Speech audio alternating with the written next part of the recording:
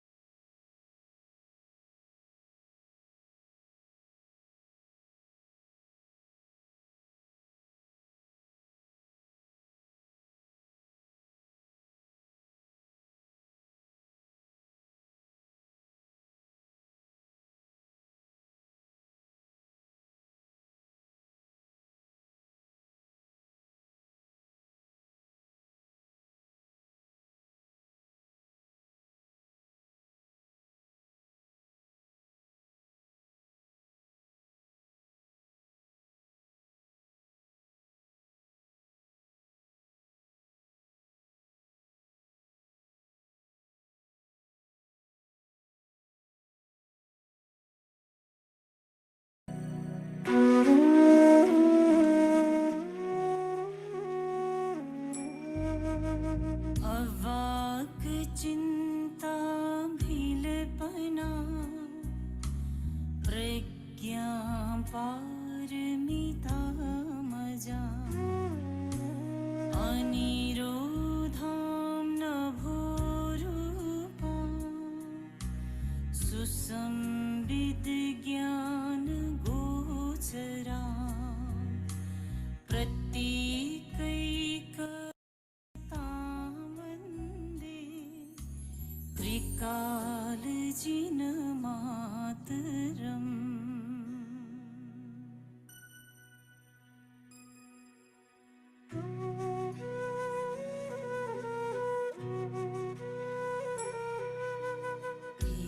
एवं मया श्रुतम् एकस्मिन् समये भगवान् राजगृहे विहरति स्म। गृध्रकूटिपर्वते महता भिक्षुसङ्घेन सार्धं महता च बोधिसत्तो सङ्घेन तेन खलु समयेन भगवान् गम्भीरावसम्बोधम् नाम समाधिं समापन्नः।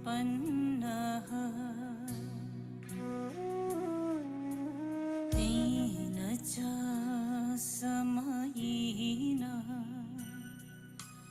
आर्यावलोकितेश्वरो बोधिसत्तो महासत्तो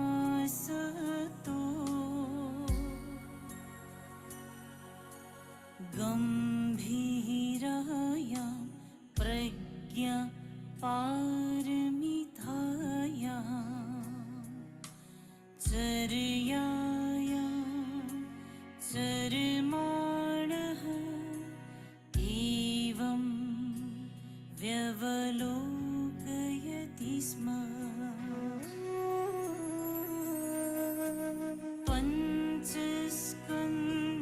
पञ्चस्कन्धांस्तांश्च स्वभावशून्या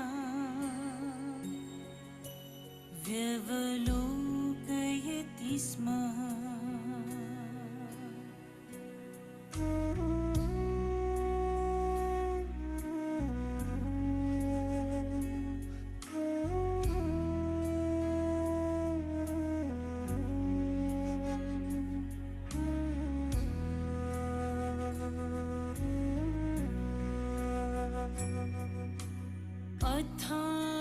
अथायुष्मान शारीपुत्रो बुद्धानुभावेन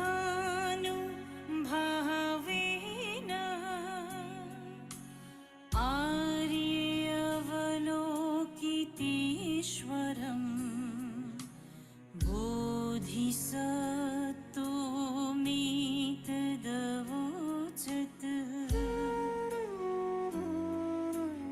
यः Mic check. Hello. पुत्रो वा कुलदुहिता वा अस्यां गम्भीरायां Hello.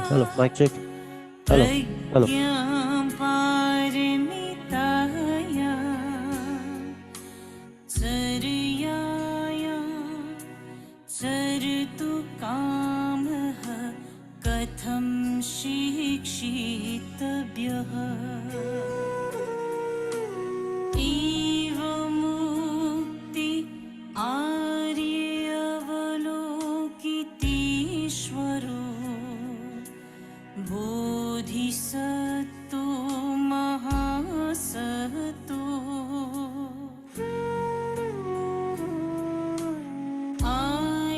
आयुष्मन्तं शारीपुत्र मेतदभोच सत् यः कश्चिच्छारी पुत्र कुलपुत्रो वा कुलदुहितः वा अस्यां गम्भीरायां प्रज्ञां पारमितायां चर्यायां चरतु कामः तेनैव व्यवलोकितव्यम्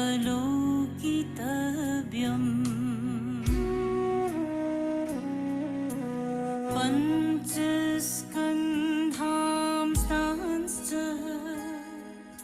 स्वभावशून्या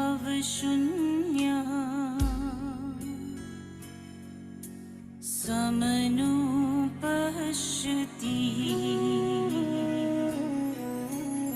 रूपं शून्यता शून्यतैव रूपम् रूपान् पृथक् शून्यता शून्यतायान पृथक् रूपम् यद्रूपं सा शून्यता या शून्यता तद्रूपम् एवं वेदना संज्ञा संस्कार विज्ञानानि च शून्यता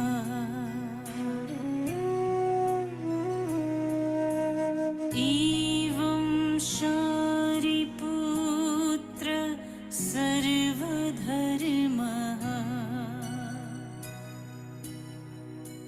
शून्यता लक्षणा अनुत्पन्ना अनिरुद्धा आमलान विमला अनूना असम्पूर्णः तस्मात् तर्हि शारिपुत्रः शून्यतायां न रूपम् न वेदना न संज्ञा न संस्कारः न विज्ञानम्.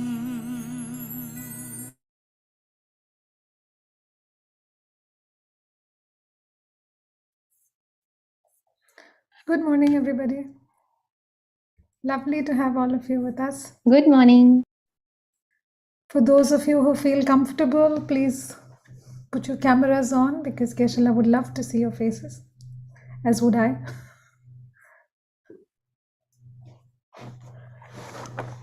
And as we begin, Yeah. hi Preeta. And as we begin really setting proper motivation, sit comfortably, take a breath, allow your body to catch up with your mind and your breath, all of it to be together. And we set proper motivation. Bring to mind the refuge field, visualizing Buddha, His Holiness, all Buddhas and Bodhisattvas, any enlightened beings that you regard with veneration. They are looking upon you with immense kindness and unconditional love, just like a mother would look upon her only child. Bring to mind the Bodhicitta field. Visualize seated on either side of you, your kind parents, mother on the left, father on the right, and you're accompanied by all other dear mother sentient beings, leaving none aside as you lead them in the practice. Bring to mind the main purpose of the practice, which is really to manifest the Buddha nature within us, which is the ultimate source of happiness, by removing our mental obscurations.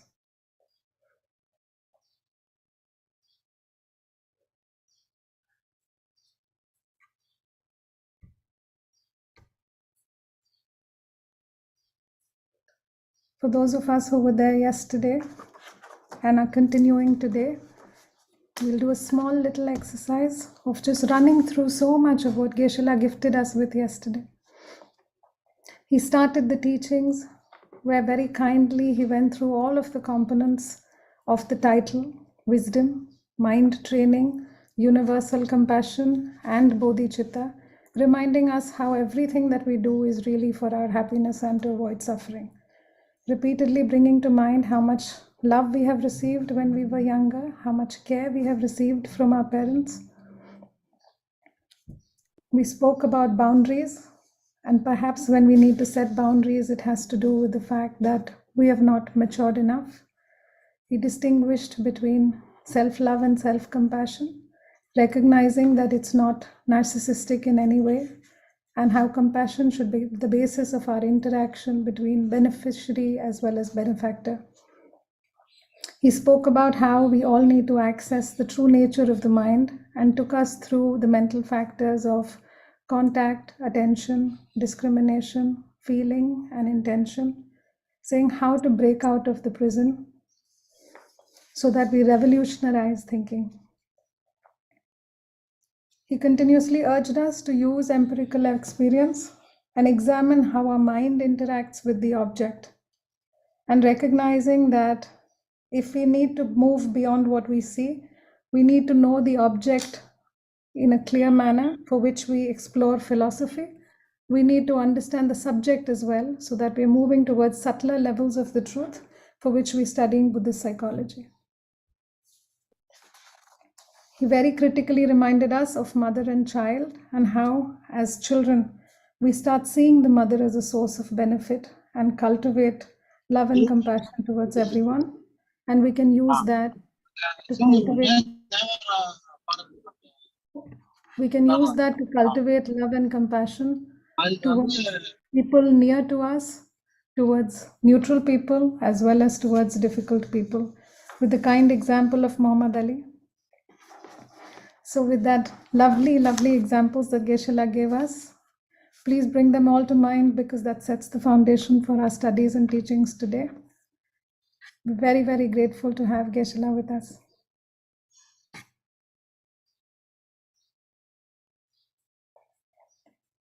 And today, as we start, Maya will have a small offering of the Heart Sutra. Thank you so much, Maya. We can begin perhaps in a minute. Let me check once Geshe is here. Sure.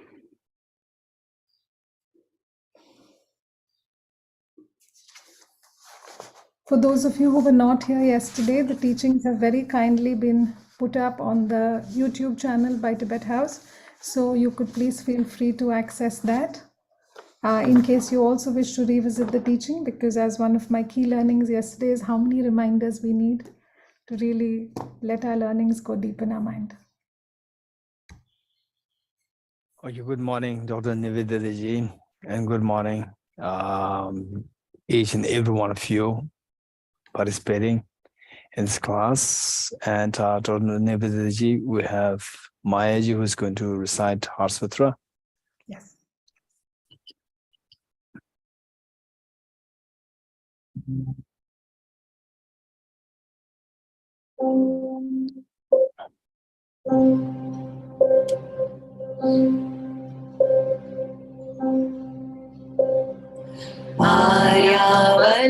आर्यावलोकितेश्वर बोधिसत्त्वो गम्भीरायां प्रज्ञा पारमितायां चरयां चरमाणो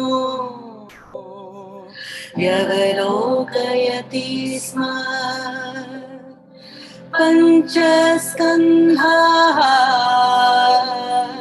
तांश्च स्वभावं शून्यान् पश्यति स्म इह शारिपुत्ररूपं शून्यता शून्यतैव रूपम् रूपान्न पृथक् शून्यता शून्यताया न पृथक् रूपम् यद्रूपं सा शून्यता या शून्यता तद्रूपम्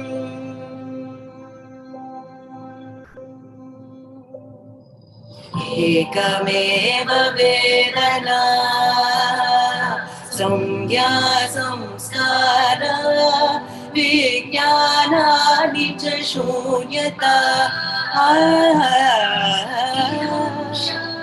पुत्र सर्वधर्माः शून्यता लक्षणा अनुत्पन्ना अनिरुद्धा अमला न विमला अनोना परिपूर्णाः तस्माच्छारिपुत्र शून्यताया न रूपं न वेदना न संज्ञा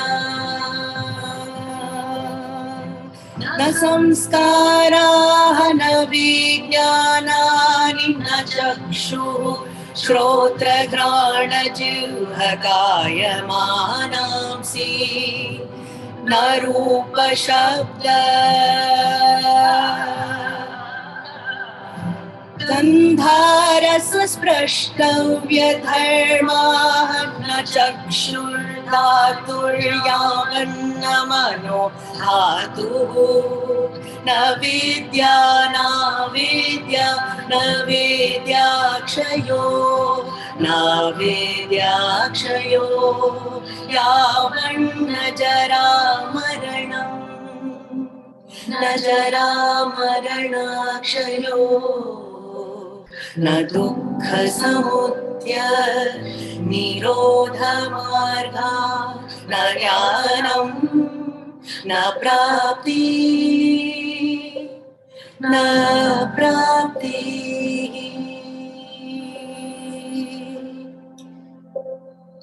तस्माच्छारिपुत्र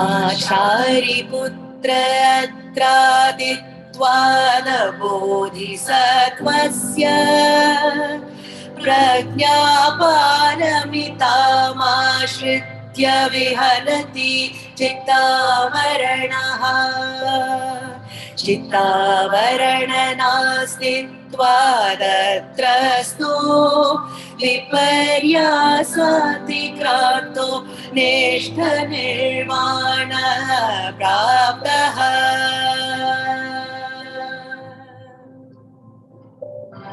गते गते पारगते पारसंगते बोधि स्वाहा गते गते पारगते पारसंगते बोधि स्वाहा गते गते पारगते पारसंगते बोधि स्वाहा गते गते पारगते पारसंगते बोधि स्वाहा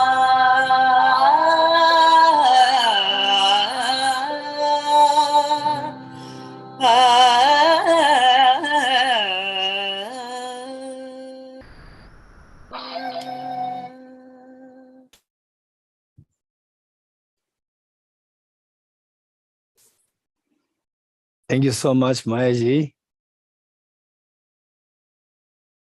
So beautiful. It's really moving. Most of us, I see that most of us, we are just closing our eyes and listening to you. It's so beautiful. Thank you so much. Thank you. Thank Perhaps you, Geshe, for allowing me to offer. Thank you. And if we can, Tibet House can professionally record it, that'd be wonderful with your voice. It's so beautiful.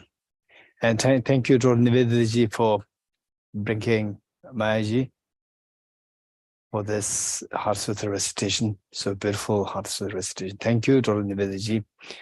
And thank you all. Dr. Stanson Dawala, thank you for coming, and for each and every one of you here. Thank you. Okay, so what we do is that today we have 2 sessions, and if possible, the second session we'll see if the first session, if we could complete the main text, 8 verses of mind training, and the second session we can dedicate on question answers if you have many questions. And whereas if you perhaps the best would be if you can send the questions to Dr. Nivedaji, and then Dr. Nivedaji will let me know how many questions are there. And when you ask, the individuals can ask, but then the Dr. Nivedaji should know how many questions are there. And if there are more questions, we'll take the whole session for question answers. If there are less questions, then we will dedicate half, the remaining half, for the questions and session. Okay.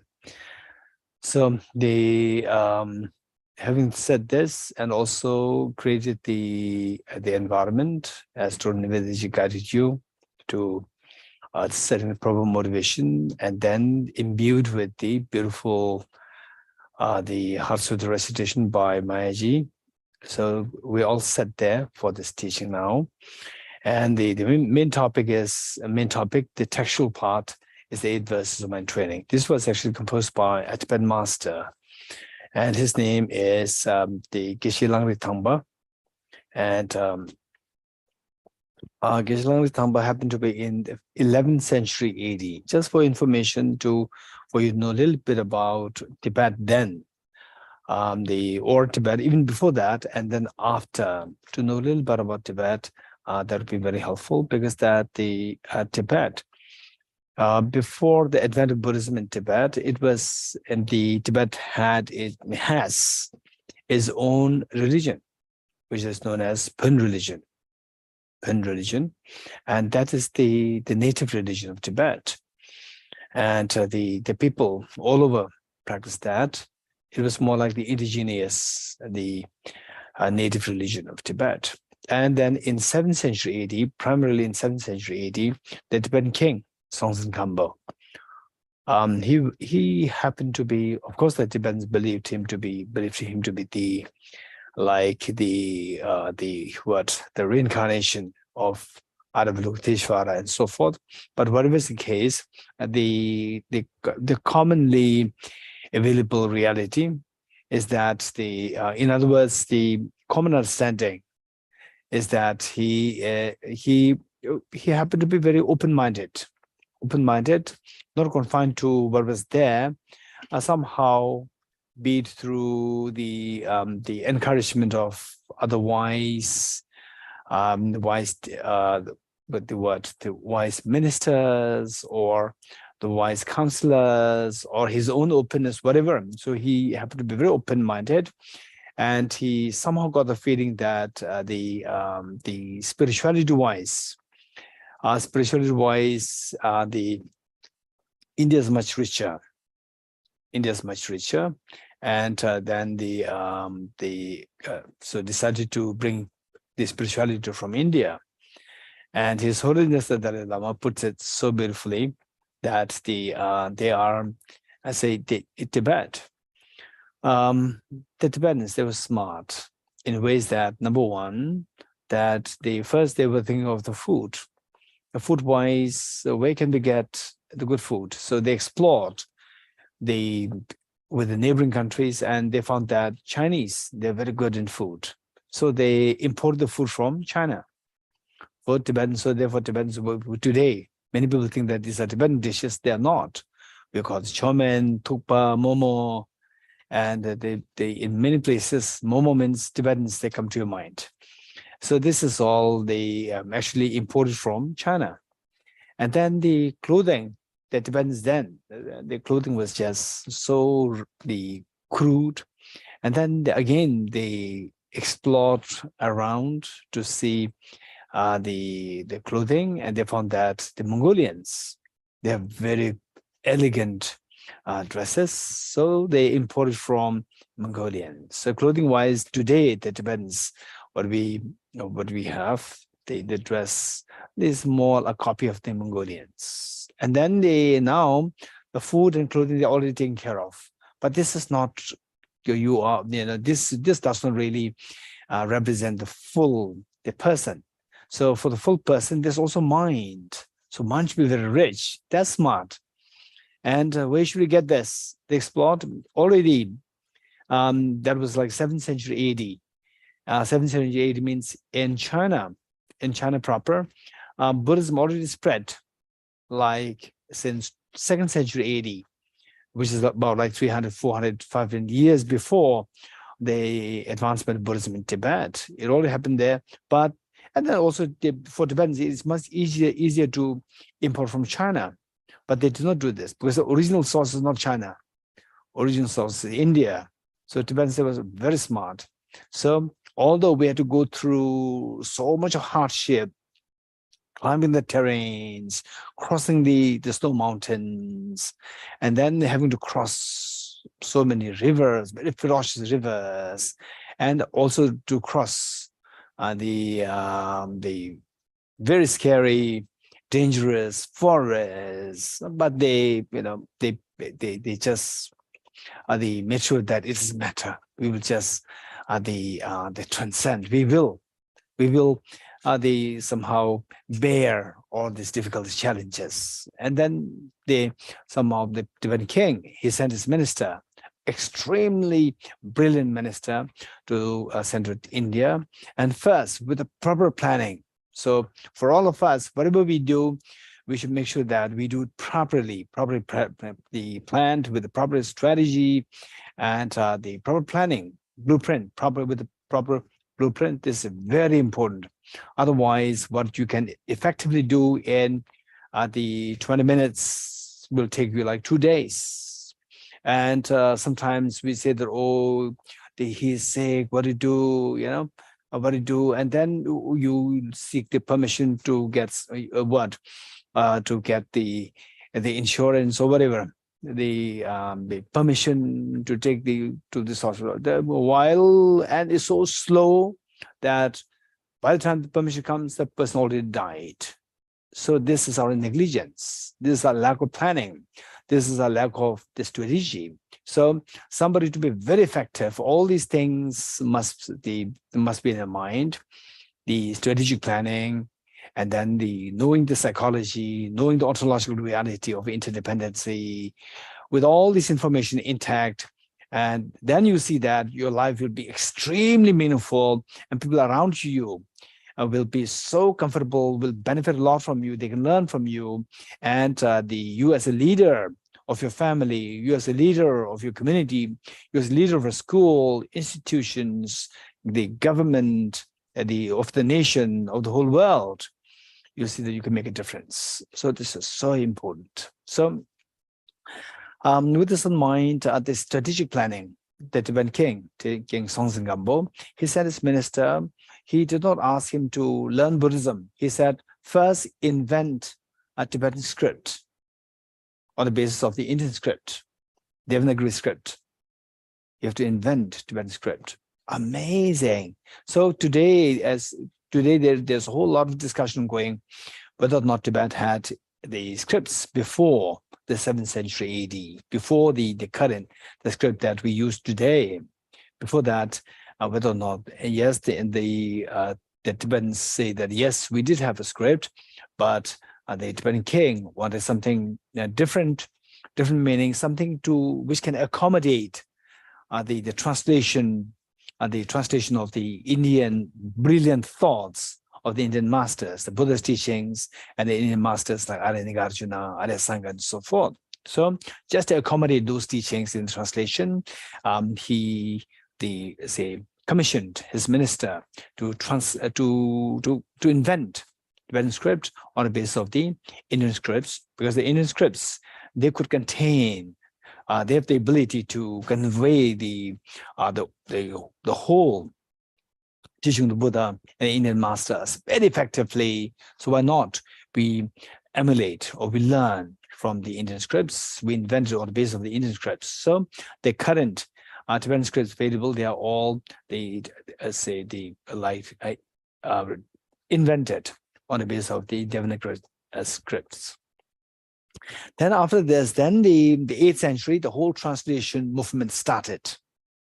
And this translation movement, it also was because of the Indian master, Bodhisattva Chandarakshita, Indian master. And he was invited from Nalanda to Tibet by the Tibetan king Tisong Dezen. That was 8th century AD. 7th century AD was King Songtsen Gampo. And Tibetan king Tisong Dezen in the 8th century, that's amazing. When the political authorities, when they are very open-minded, when they respect the knowledge, then the whole nation can be very different, can be taken to a very different direction. But finally, the kings, they have the authority, and those with the authority, if they don't respect the knowledge, then the whole nation can be driven blind. So whereas this king, 7th century, and then the 8th century, they really respect the knowledge. What do you mean by respect the knowledge? Respect the scholars, respect the learned scholars, respect their knowledge, and respect their, the actions driven by knowledge. So the best of the thoughts, the brilliant thoughts were available in India then. So it all came from Buddha Shakyamuni, then the Indian masters there.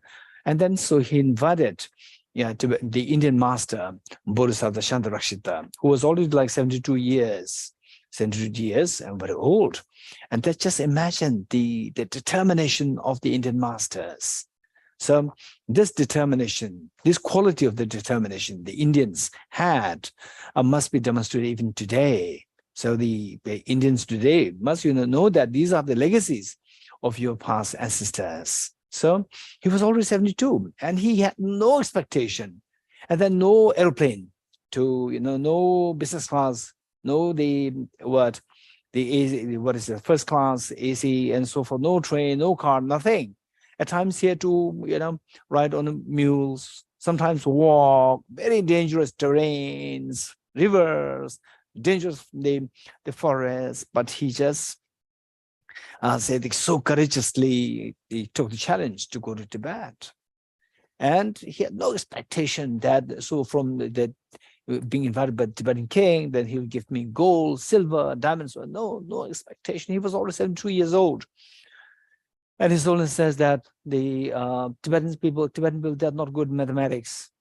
So the Tibetan people, they believe that he lived for 900 years. So actually, it must be 90.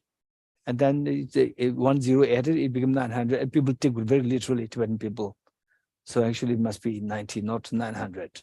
So this is Holiness, His Holiness saying. So the point is that this Tibetan king, King Tisong Dezen, he was actually receiving counsels, advice, seeking advice from this Indian master. So therefore, His Holiness refers to India as the master, the guru, and the Tibetans as the chela. For this reason, so that he was receiving the advice from the Indian master, Bodhisattva Chandarakshita. And Bodhisattva Chandarakshita very clearly gave the instruction that there's no need for you, the Tibetans, to learn Sanskrit. Learning Sanskrit in a foreign country, it's very difficult. Sanskrit itself, in the first place, is a very sophisticated language, and we can't expect to learn it so well in a foreign country. So he said that it's just waste of time. And then after learning Sanskrit, having learned Sanskrit, you already used like 5 years, 10 years, and then you start learning the Buddhist philosophy, psychology. Is too late. So the Bodhisattva Chandarakshita advised the king that why don't you start the translation movement? You translate all the teachings of the Buddha and the Indian masters in the Tibetan language. So the whole translation department was set up under the auspices of the Tibetan king, the Tisong Dezen, and the whole department, like today's university system, was already set up in the 8th century AD in Tibet, such a remote place. That's amazing. So it's all because of the vision of this Indian master. This was the richness of the Indian culture then. So today, we see that we are the Indians, we're copying from the West. Why do you have to copy? India already is so very sophisticated, but today we have the university system, department system. They all came into existence since Nalanda, 1st century AD. And in fact, in the world, believe it or not, Nalanda was the first university in the world. First acknowledged university in the world. It's not the living university. It's not living today, but it was the first university in the world. So this is India. Why do you have to copy from the West? So only if it comes from the West, then we take it so serious. For example, we talk about the Western psychology. The psychology means Western psychology. The Indian psychology is not psychology. This is a disaster. This is a big disaster.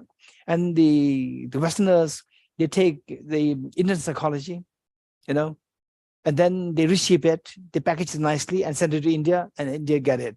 For example, this is what the Singaporeans do, right? Singaporeans, they buy water from Malaysia, and then they treat the water and sell it back, more expensive, right? So this is, why do we have to do that? We should take pride. Indians should take pride in their own ancestors' legacies. Why should they have to, surrender to the? It's not that you should not be empty, having a blind, empty pride. No, this is not the connotation. That what you have, take pride in this. You have to export, not import. Of course, the modern science, the mathematics, Indians contributed a lot. But with the modern science, to be very honest, it's the Western legacy. So we import from the West, the science and technology from the West. But the brilliant thoughts, India was like the birthplace of all these brilliant thoughts. Why do you have to import from the West? In the first place, they're already taken there, and then importing it back. It's not actually, you are the real, you have the ownership. So why should you have to surrender? Only if it comes from the West, then it's so authentic. If from the India, it's nothing. This is our wrong impression. Okay, so having said this, this is like a very quick, the intro of Tibet, like 7th century, 8th century. Then 8th century was like, I would say, like a golden era of for Tibet. 8th century was golden era for the reason that all this, in the first place, the most important thing, the legacy of the 8th century in Tibet was the translation of all the Indian brilliant thoughts, the Buddha's teachings, Indian masters' teachings, all were, the basic infrastructure was created, and very systematically, the translators, editors, evaluators, chief editor, all these, what today we have, they were all set up in 8th century AD in Tibet. This is just brilliant, it's amazing. And today I myself, I'm a translator. And even today, even nowadays, I translate the books, I translate materials from one language to another. And I'm really amazed by the quality of the translation done by the Tibetans in those days. So that was the 8th century AD. Then the 9th century AD was little turmoil in Tibet. There was a great degeneration of the brilliant thoughts, lack of respect for dharma, lack of respect for knowledge, lack of respect for scholars, all the whole split came into being in Tibet. And then in 11th century, one of the descendants of the earlier Tibetan kings, the descendants of this King Songtsen, Tisong, Tirel, as we say, then in 11th century, one of the descendants, the uncle and the nephew, drove them to the initiative to seeing the need, seeing the plight of the Tibetan scholarship and the Tibetan the culture, having gone so shabby there. So they thought that we should take the responsibility. So with this in mind, they invited the Indian master, Lama Adishati Bangara Sri Gyana.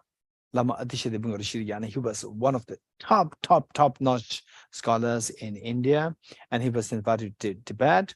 And he initially went to Indonesia to receive teachings from Lama Selingpa on Bodhicitta. What are we doing here? So in fact, we all inherited from Lama Selingpa from Indonesia, who in turn learned from the Indians in the past. And then the Lama Adisha Dorji Gyana in the 11th century was invited to Tibet, and then from there the whole movement of the Kadamba started, and then the Lama Geshe Dorji, the author of the text, the text that we are going to study now. This author, he was a product of that tradition started by Lama Adisha, the Indian master. Okay, so this is a basic framework, and 11th century also was a very glorious era for Tibet, like Geshe Dorji Damdul.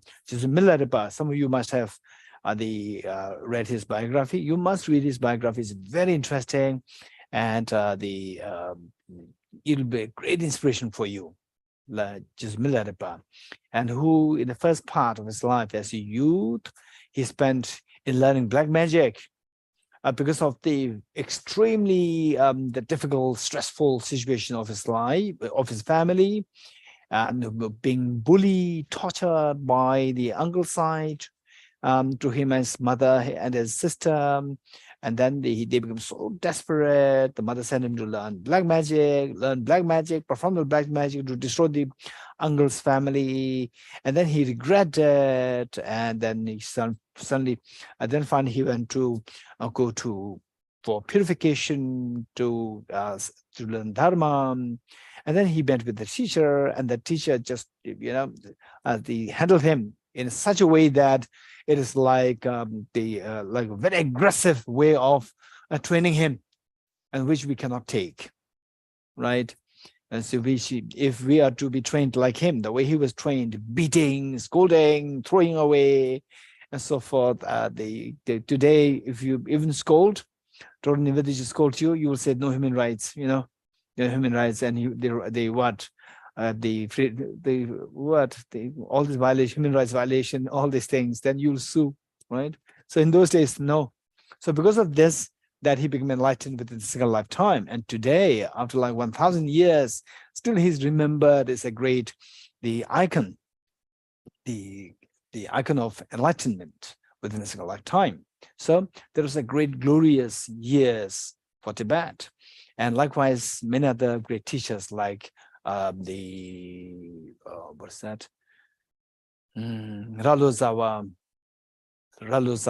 also came, and then the Patamasanke came, then the Majilamdrin came, all these enlightened the great masters, and of course Lama Adisha then at that time Lama Naropa, the great Indian master Naropa, was also there in India. Then his student, Tibetan student Marpa, his student Milarepa, whose biography now is so well known everywhere, and as a source of inspiration for many people to pursue the journey of spirituality. So I would highly recommend you all to read this, and this biography is now available in English. I think the life and the spiritual songs of Milarepa. This is the title of the text: the life and the spiritual songs of the Milarepa, or just Milarepa or Milarepa. So we, out of respect, we call him just Milarepa, but sometimes people write the name directly as Milarepa. Okay.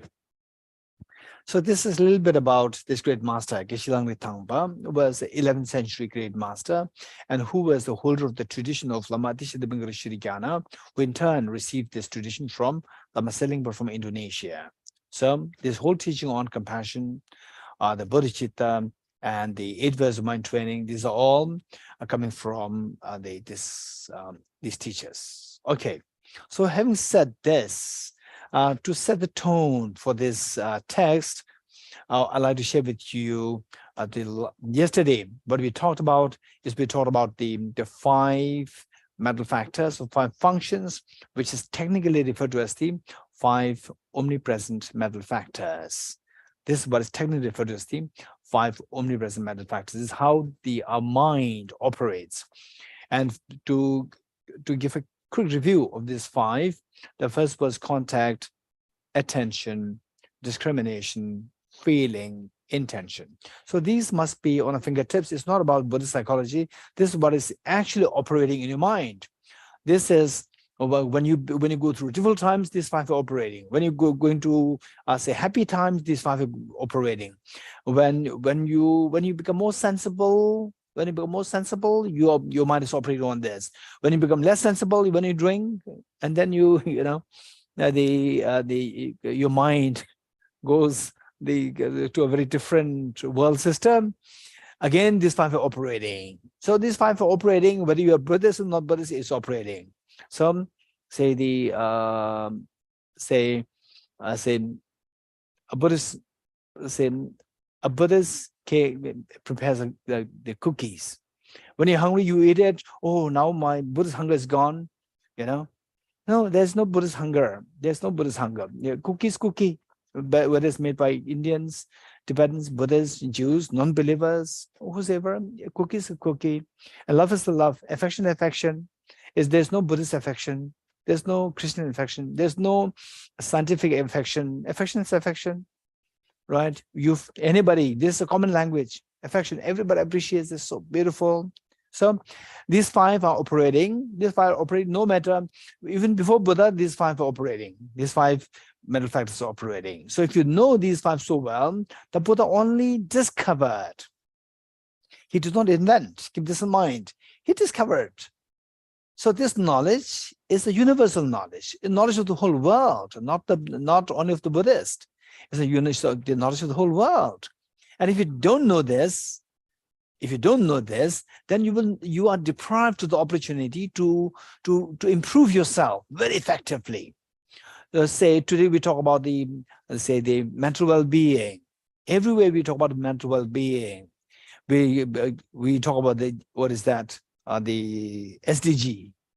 We talk about SDG of the World Health Organization. There's 17 SDGs. So look at it. I think number 15 is the well-being. So well-being is considered so important. Mental well-being, mental health is considered so important. What is that? Just know these 5. Know these 5, and the magic is in your hand. You don't pray Buddha, or Buddha, or Ram, or Mahavir, or Prophet Muhammad. You don't pray. Just know these 5. You will know how to manage your mind. And then you see that from the so much confusion, the pain of confusion of your mind, you can go to the full awakening of the divinity. Incredible joy. You can get there, a divine joy. You can feel it. So it's by bringing about change. Knowing this, first knowing how these 5 mental factors operate, and then as you apply this, and you say that, wow, this is amazing. Every moment is a moment of joy. Every moment is a moment of joy. Say somebody says something, for example, somebody says, oh, what a stupid thing you are so unwise, you are foolish, stupid, right? For you again is a source of joy, right? It is like a small child, just a 2 years old who can hardly walk, and says, you are a stupid lady, right? And then it's so cute for you to see this small child, able to say something like, you're stupid, right? And it's so cute. So sometimes people deliberately take this as a video clips and send it to the people because she enjoyed, and want everybody to enjoy that, right? Small toddler, when the police was trying to sack off his grandmother, a small toddler with a kind of rod coming to fight with the policeman, and the policeman find it so cute. Yeah, a toddler is just literally a toddler, very angry, short-tempered toddler, right? To defend the grandmother. That's amazing, beautiful. So this is how your perspective can change, and every moment is a beautiful moment for you. Somebody abuses you, you see there's a small child coming to abuse you. Nobody can abuse you. That's amazing. So every situation, this great master, Jesus Milarepa, what he said is that for me, every visual is a dharma. Every visual is dharma, every visual is the divine. Every sound that I hear is mantras. Every thought is the transformative message for me. So this is how, if you learn how to work on these 5 mental factors, you see that everything is divine for you.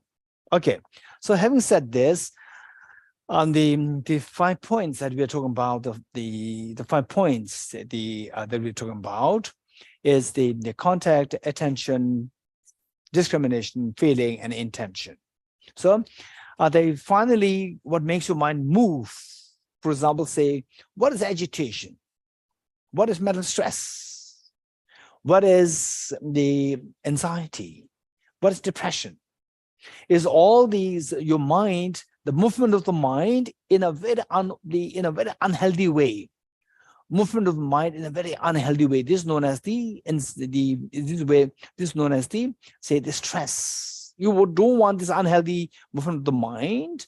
And so, for example, let's say that somebody grabs you from your chest, from your clothes, and then you push and pull like this. What do you say? It's very stressful that this person is bullying me. Because that you don't want this movement, and he's making you to move like this involuntarily, without your choice. This person is forcing you to move like this. So it's extremely uneasy, uncomfortable for you. So when this unhealthy movement happens, be it physical or mental, so that is known as the stress. So this stress, if it is intensified, this is anxiety. If it is prolonged, it is depression. So actually, this is the movement, the unhealthy movement of your mind. This unhealthy movement of mind, if it becomes a little intense, a little stronger, magnified, it can manifest physiologically. It can manifest physiologically. So how do you feel it? Your heart palpitation increases, your breathing changes, and your body heats up cold, and so forth. All these things happens. Physiological changes can happen because of the unhealthy movement of your mind. So this unhealthy movement of the mind, that is let's say the mental ill health. Mental ill health.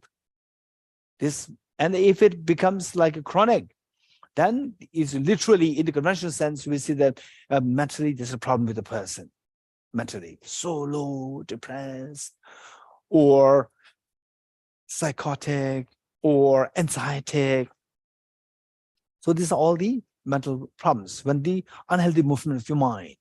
What is this unhealthy movement of mind? So knowing about these 5 functions of the mind is a mental intention. What is that? Why this intention? We intend to feel good. Why this, intention is making you unhappy or stressful? Why?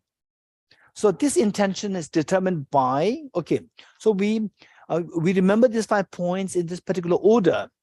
The way, in the manner in which we, yesterday, I give the example of, say, Indiraji, right? Yesterday, your mom, usually you get up at 6 o'clock, your mom comes to you at 5 o'clock and says that, okay, good morning, Indira, right? And happy birthday. And you see there's something, your mother is holding something in her hand. So your mind comes in contact with the object, number 1, contact. Then because that she says it's happy birthday, this must be something that what she's holding must be a present. What is that present? You want to know, you're curious what this present, but because that you are half asleep, you cannot see so clearly. So you rub your eyes to pay attention, number 2. Number 3, paying attention, you discriminate that it is brand new iPhone 14 Pro Max. You know that. That is discrimination. So discrimination, this word has multiple meanings. This word has multiple meanings. It can be very negative. It can have a very negative meaning, like gender discrimination, racial discrimination, so forth. This is very negative. But discrimination per se is not negative, it's neutral in that sense. So discrimination means just to to distinguish something as this or that. It can be a correct distinction. It can be a wrong distinction that you made. So discrimination means that, oh, it is, right? Is it a mobile or not? Is it iPhone 14 or not? Yes, it is brand new iPhone 14 Pro Max. So that the knowledge, that your discernment, that it is, that is the discrimination. With this, because that if you are so fond of iPhone 13 for the last many years, you have been looking, all your friends that kept carrying with them iPhone 14, you also crave to have one, and finally you see that this is the birthday present from your mother after like 10 years. Then what is the feeling? The next one is feeling. Feeling is very pleasant feeling. Do you want the pleasant feeling? Yes, I want the pleasant feeling. And what triggered the pleasant feeling? iPhone 14 in the mother's hand. So how to sustain this pleasant feeling? You go to grab at it. So the intention will make your mind to move. The mind moves, and movement of the mind is reflected in your hands moving towards the mobile. So that movement is the mental movement in order to make this the pleasant feeling to be sustained. Okay. Now, on the contrary, you meet somebody, a person, a nasty person. You come in contact, you pay attention. Is it really nasty? Pay attention. Then the answer is yes, the person is very nasty, very crooked, and being abusive and opportunist. Then what's the feeling? Unpleasant feeling. Do you want the unpleasant feeling? You don't want the unpleasant feeling. So what do? You want to remove the unpleasant feeling. What triggered this unpleasant feeling? This person. So you want to run away from this person. But if the person is your boss, you cannot run away. If the person is your boss, you can run away. So you have to sit like this. Yes, sir. Right? But mentally, this unpleasant feeling, you want to run away from the unpleasant feeling. Because you cannot run away. The mind tries to run away, but the person is constantly there. The trigger of the unpleasant feeling is also always there. So the mind tries to run away, run away, run away. This is the jerk that is given to your mind. This is disturbance. That disturbance, you don't like this feeling. So the mind tries to move away from it, but you cannot move. So this is like, say, somebody is trying to grab you and you try to move away. You cannot move. So you have to exert energy. You have to exert energy. That is a stress. It's so stressful to be with this boss. What do you mean by that? Which means that you want to run away, you cannot run away, right? So your mind is trying to run away. This movement takes place of running away, but you do not succeed. And you do it more and more. That becomes stressful. So this is a matter of stress. And if it is intense, it is anxietic. If it's prolonged, it is depression. So this is how the mind works. So now, if you don't want the mind to move in a very unhealthy way, like this, like a jerk, what should you do? Given that this is because of the feeling, unpleasant feeling, change the unpleasant feeling to a pleasant feeling. Then the mind will embrace, will not run away, will not run away, will embrace. Will embrace means I like it. There's a pleasant feeling there, you embrace. It's a very gentle gesture. So you have to change the feeling. How to change the feeling? Anyone? So when you meet somebody, unpleasant feeling comes. So no, don't have the unpleasant feeling. Change the unpleasant feeling to pleasant feeling. How do you change it? Anyone? Anyone? Raise hands. Okay, Radhika. You can change your perspective towards that person. Like you said that we can think of him as a child who doesn't know any better. Okay, Radhika, wonderful, amazing. Can you speak on the, from the point of view of the 5 points we discussed? Indira?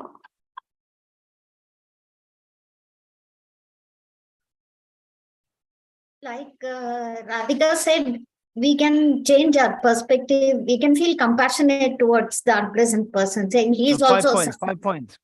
5 points. You're getting it? What you said, what Radhika said, what Indira said, they are not wrong. But always try to put in the proper terminology. This will make your say the understanding very clear. You're getting it, Maya ji?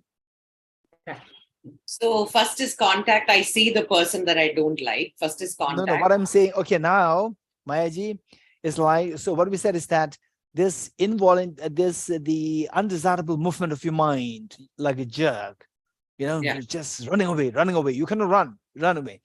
It exerts it consumes lots of energy and it's very stressful. So this, you don't want this to happen. This is extremely harmful to your immunity. It can destroy your immune system. It can weaken your immunity.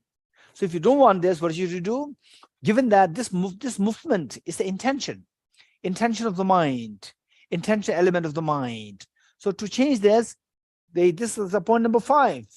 If you want to change the point number 5, change point number 4. What's point number 4? Feeling. So change you get the unpleasant feeling. Unpleasant feeling nobody wants. So people want to run away, right? Okay. One time I have a friend. He said, oh, Geshe-la, you are my guru, right? There's one of my friends there. You are my guru. Whole my family is under you, right? He gave whole family to me, right? Saying that everything is you, right? And then when I say anything which, something which can be little, telling him to be more gentle to your family and so forth, he would listen. But to his family, he will not listen. So when I say something, no, you have to listen to your wife, you have to listen to your children. What they are saying is very sensible. When I say that, he would listen. So when I say something which he does not agree, he would not say anything. What he would say is that, look, what he said. So usually he would say that okay, how much time you have?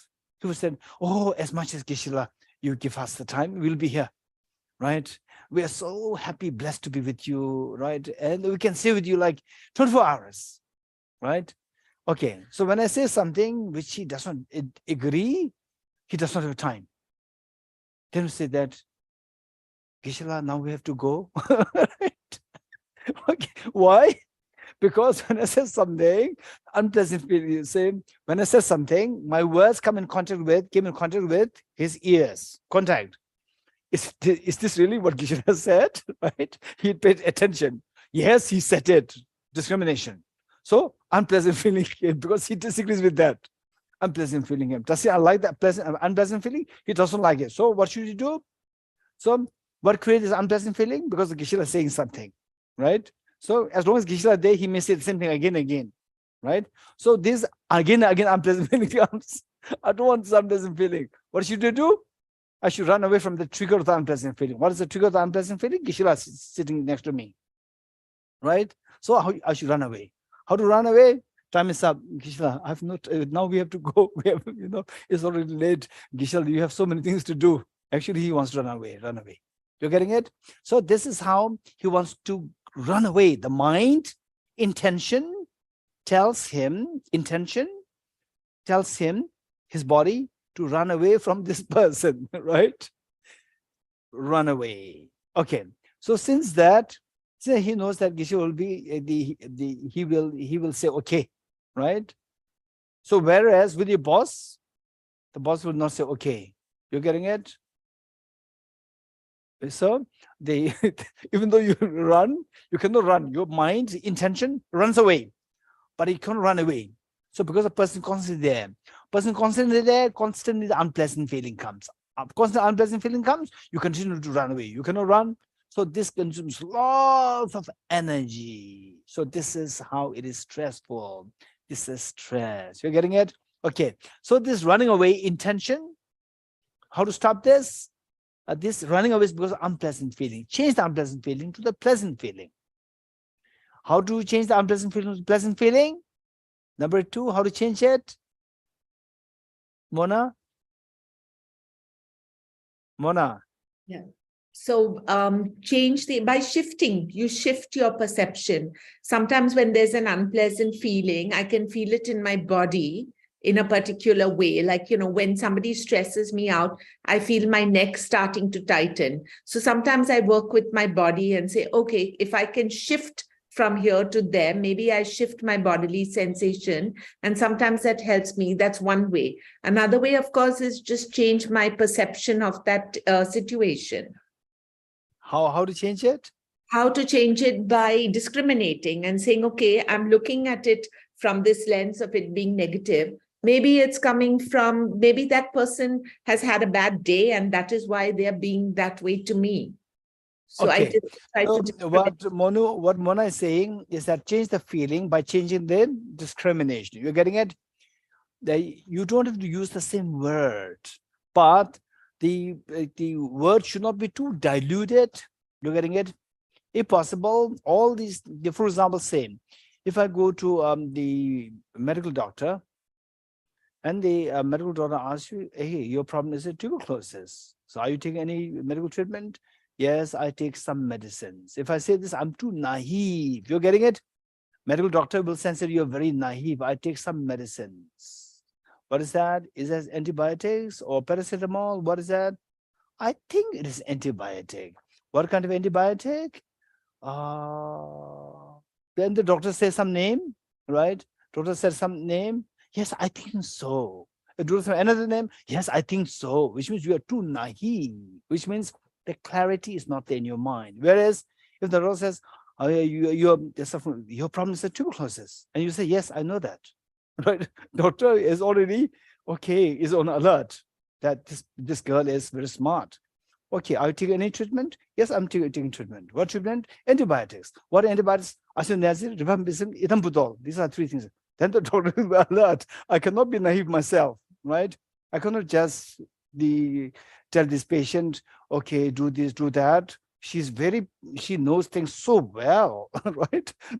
In fact, it actually happened recently with one doctor meeting another lady who was extremely knowledgeable about her own illnesses. And the doctor, when he met me, he told me that this patient is so precise with what kind of medications, what's problem, what are the technical terms, all these illnesses according to the medical system. And then even the doctor doesn't know some of these terms. You're getting it? So the doctor is on his toes. Okay. So likewise, so these are things, and these represent the clarity of your mind. So what you do is that for example, 5 points. When I said it, these are all coming from the generation after generation, centuries after centuries of deep thoughts involved, brilliant thinkers. So if you can keep the technical terms in your mind, then you speak to any scholar, any brilliant scholars of knowledge tradition. The moment you use these technical terms, they'll see that you are very learned. Instantly, the person will be happy to provide you deeper insights rather than hovering around the surface, superficial knowledge. Whereas if you just say that, if you just say something very without articulation, the clarity of the 5 points and so forth, then the other scholar, although he or she has many things to share with you, you will not understand. Deep inside will think that this person would not understand it. I'll just explain something very naive, very superficial. So this is where the articulation is required, and what you learn technical aspects are required. Particularly, you are from the Dr. Nivedita Dorji's class, so you're expected to know these technicalities. So whereas for some, if I'm to give just a public talk for 1 session or 2 sessions, I don't expect people to learn all these technicalities. So you can just be very, okay, it's your mind, you change your mind, right? And this is how I will explain. But for you, I'm going through all these 5. So you expected to know the technicalities. Okay. So from this, what we said is that this unpleasant movement of your mind, which is the intention, you have to change this intention. The intention actually, this is unpleasant. That this intention is they say the movement is taking place, which is undesirable. And this is what everybody senses. When one is stressful, everybody feels it. That, oh, it's so stressful, So everybody, even the dog senses it. Even the dogs and cats. So say if you're being overly obsessive with the dog or the cat, over obsessive, and the dog or the cat wants a privacy, right? Lie down. And you just keep holding like this, even the dog will leave you. Because the dog feels that, he or she wants, just calm, and you are constantly disturbing like this, in the facade of being nice to the dog. And the dog feels so uncomfortable, they say this, but the dog's mind doesn't move desirably. It moves undesirably. So what is this? Because unpleasant feeling coming. This unpleasant feeling coming because of this person is overdoing. You're getting it? So unpleasant feeling comes. And this unpleasant feeling, the dog doesn't want it. So wants to go away from the unpleasant feeling. How? Jump. Intention to jump. So the dog leaves you. The moment you just somehow, the dog gets opportunity to go away, he will instantly jump and leave you. Okay, so this intention. Intentions are decided by the feelings. Feelings are decided by the discrimination. Discrimination decided by the attention and the contact. Attention, contact, they give you the information. And the discrimination processes it and makes some decisions. It is not it, like this. And this decision, on that basis, what decision that you take, discrimination, feelings is created. Pleasant, unpleasant. These feelings, if pleasant, then your intention will embrace it. The factors which trigger this pleasant feeling, the intention will embrace it. Intention to embrace it. And the unpleasant feeling, intention will try to run away from this factor which created the unpleasant feeling. This is how it works. So with this, say that transforming our mind, training mind from unpleasant to the pleasant. Okay, train the mind. First, let's do this. Train the mind from being stressful to ease. So how to do that? You have to train your mind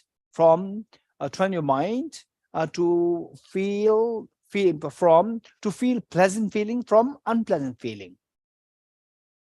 And how to train this? By training your discrimination to engage in discrimination in an appropriate way. For this, we need the good information, attention, and contact. You have to come in contact with good information, proper info, vast information, deep information. Okay, so this is how, when your information is so rich, then your discrimination, you have so many materials. For example, like for a chef, if the ingredients that you have, it's just like one aloo, one tomato, one potato, one onion, then then a spoonful of oil, finish. If this is an ingredient, chef is not a chef. Even if he or she is a master chef, but he cannot cook anything. He cannot display his potential. So we need a lot of ingredients. So there's the information. We need a lot of information, vast information and deep information, profound information. Number one. With information, then you have ample of materials to discriminate things correctly. Number two, with the correct discrimination, the feeling is extreme. With the vast the discrimination, the feeling is so vast, vastly pleasant. With a very profound discrimination, the feeling is pleasant, profoundly pleasant. Even the feelings, when it's a pleasant feeling, is so naive. Within the pleasant feelings, there are so many layers. Vastly pleasant feeling and profoundly pleasant feeling. For example, say you must have heard about the one scientist who was taking a shower and naked. Who was that scientist? Naked? Archimedes. Archimedes. Archimedes. So and then taking a shower, and suddenly a very profound concept came in him, which he was thinking a lot. And then suddenly it came when he was naked in the towel bath. What is that? Bathtub. He forgot that he was naked. He ran, euphoria. He found this. You're getting it? So there's a very profoundly pleasant feeling coming in him. It's not vast. It's a profoundly pleasant feeling. So profound that he forgot the surface. Surfaces, he was naked. He forgot that. He was so engrossed in the profound feeling. Profoundly pleasant feeling. And some have a vast pleasant feeling. For example, say that somebody give you, say one nice thing, object on your birthday party, which you crave to have, and you got it, only one. So it's not vast. It's only one piece of happiness. Then your brother came, another thing, again something. Then somebody came, a car for you, and somebody came, a house for you. Somebody came, holiday for you. Somebody came with a certificate that you're promoted, you got a promotion, right? And you honorary doctor, honorary doctoral degree. You get all these things together, it becomes so vast. The feeling is very different. This is known as the vastly pleasant feeling. So vastly pleasant feeling, subtly pleasant feeling, profoundly pleasant feeling, sophisticatedly pleasant feeling. They're all different. Oh, I feel very pleasant. This is too naive. You know, being the student of psychology, you should know all these sophistication, all these nuances. It's so important. Okay, so finally we see that the mental stress and so forth, anxiety, depression, stress, and so forth, all these can be, these are all the manifestations of the forms of the mental intention. So this intention, you want to change it, change the feeling, unpleasant to the pleasant. To change the feeling, you change the discrimination from the very narrow discrimination to a vast discrimination, from very shallow discrimination to a profound discrimination. So changing discrimination, how to do that? You need ingredients, you need a lot of contact with the information, a lot of attention. You have to pay attention, close attention to the vast knowledge and to the deep knowledge. Okay, so having said this, now we're going to read the 8 verses of mind training. 11:30. Okay, so now we're going to read the 8 verses, and the 8 verses of mind training. This is not like saying praise, oh Buddha, oh Ram, Prophet Muhammad, Jesus, or the Mahavir, Guru Nanak, Zoroaster, Mahadev, Baula. It's not like prayers. This is changing the discrimination. This will teach us how to change your discrimination, to change your feeling from unpleasant to pleasant feeling. So the intention will become very calm, and they calm and embracing. So this is the whole process. So with this, we see, for example, the Buddha himself. So look, Buddha himself, when the Devadatta sent the mad elephant against the Buddha in the crowd, everybody's running here and there, and the Buddha said, stop, you don't have to run. And the Buddha directly went to the elephant, crazy elephant, and the crazy elephant surrendered. Why? Do you know why? Is it because of the power of the Buddha? The Buddha miraculously made the crazy elephant to sit down? No. Don't think that this is some kind of magic. There's no magic there. What is this? Is that the Buddha, say for example, if you are extremely mentally disturbed, right? Or you say somebody is very extremely mentally disturbed, you could feel it. You stay close by, you could feel the person's so mentally disturbed. So, or otherwise, when a person is extremely calm and peaceful, you go there to sit with the person, you could feel it. So this elephant, physically is elephant, but mentally there's a mind there, which is all these 5 things operating. within the elephant. All these 5 things, the contact, attention, discrimination, feeling, and then behaving as crazy because of the feeling gone wrong. Why feeling gone wrong? Discrimination goes wrong because of the wrong contact and wrong intention in the elephant. So this is what people call as a crazy. For example, today what is happening in Ukraine, Russia, the war. This is crazy. This is more crazy than the crazy elephant. How many people are dying? And how many people, your own country, people are suffering. In Russia, how many people are suffering? And how many institutions, education institutions, they're suffering because they couldn't communicate with other institutions who are with whom you have affiliation. They couldn't communicate. The financial aid that you're getting, they're all cut. They're all they're all cut. You cannot get these financial aids. And your professors cannot go out. Your country suffers a lot. This is crazy. Crazy elephant is not crazy in comparison to this. When your mind goes wrong, then the craziness can, craziness can happen on various levels. Human being can be crazy on a very, what we call as a crazy person put in a jail or put in, hospital, mental hospital. There's nothing as compared to these crazy people, creating so much of killings are happening. All the wealth of the nation is dumped into the weapons. This is crazy. Okay, so how to remove this craziness? So the Buddha, what he did was that his degree of the intention to embrace the elephant with compassion. It was so strong. No matter what, how crazy you behave, even if you come to tread over me, I don't care, I love you.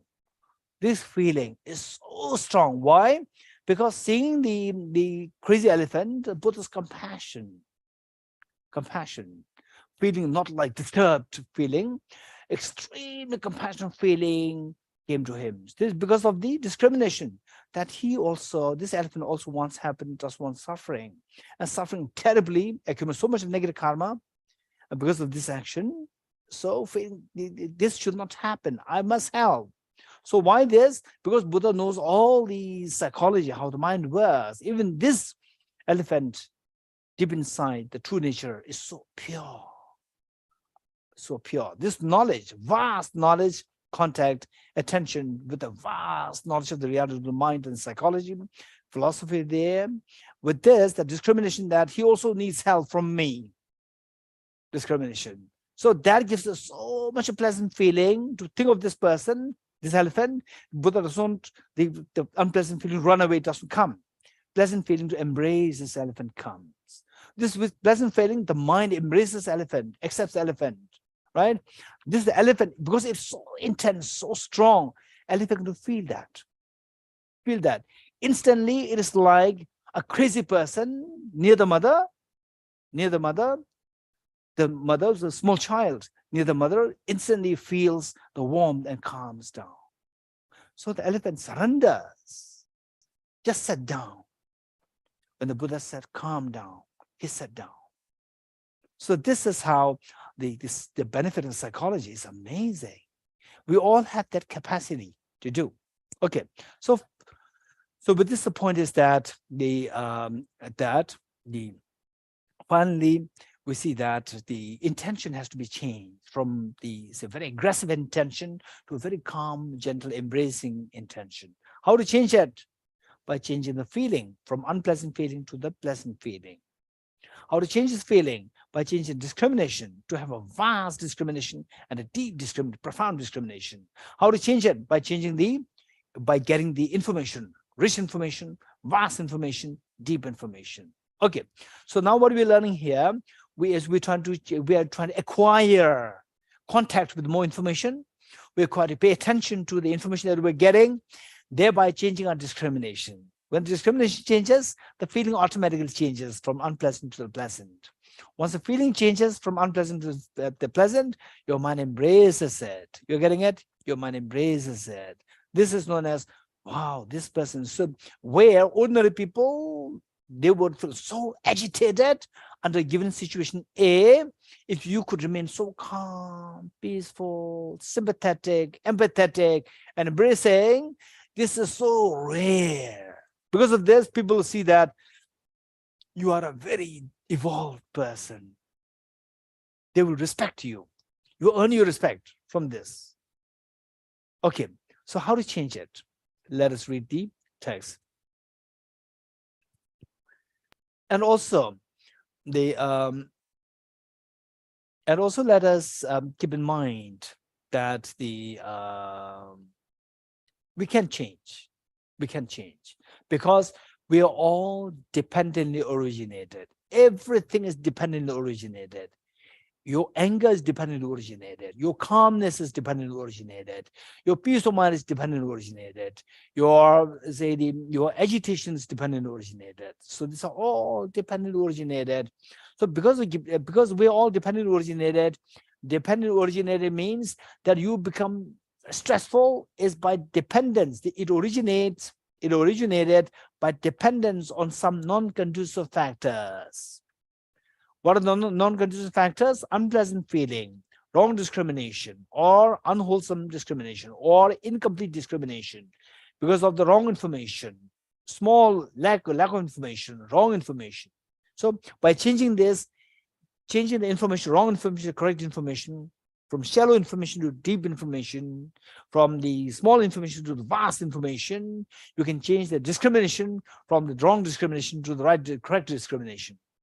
Changing the discrimination, your unpleasant feeling will be changed to pleasant feeling. Changing the feeling, the mind will stop being involuntary movement. This involuntary movement of the intention will stop. It will become very calm as you desire. So this is the healing. Okay.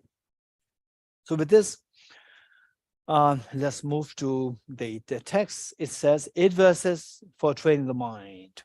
Training the mind. How to train the mind? Train the mind, it has many connotations. Okay, let's work on these 5 points. Train the mind so that the mind, instead of rejecting, it embraces intention. Train the mind to change the intention from rejection to embracing. Train the mind to change your feeling from unpleasant to the pleasant feeling.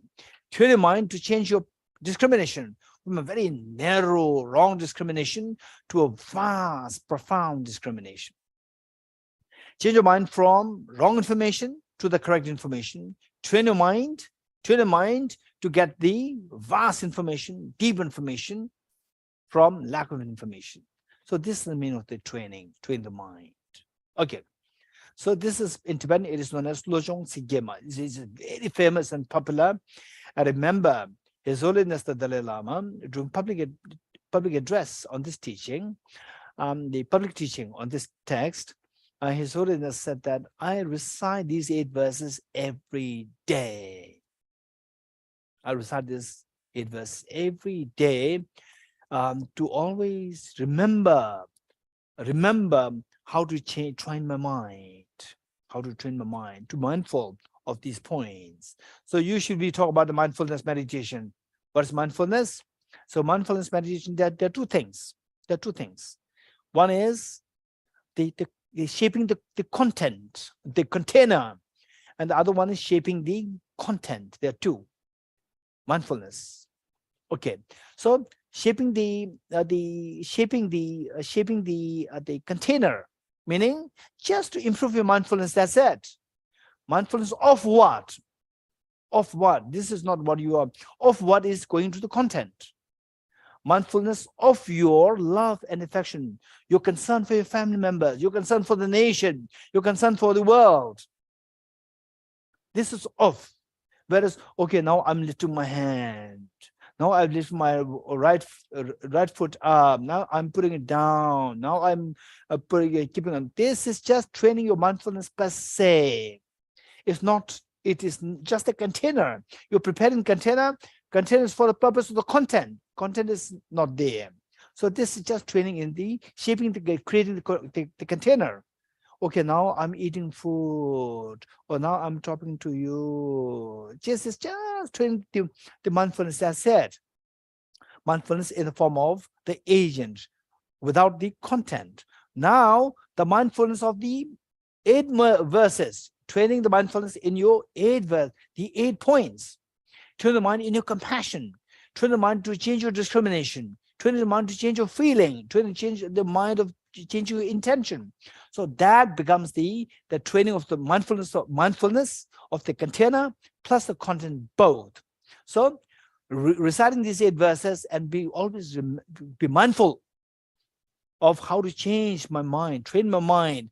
That is the real mindfulness. Training the mindfulness of the container and the content both.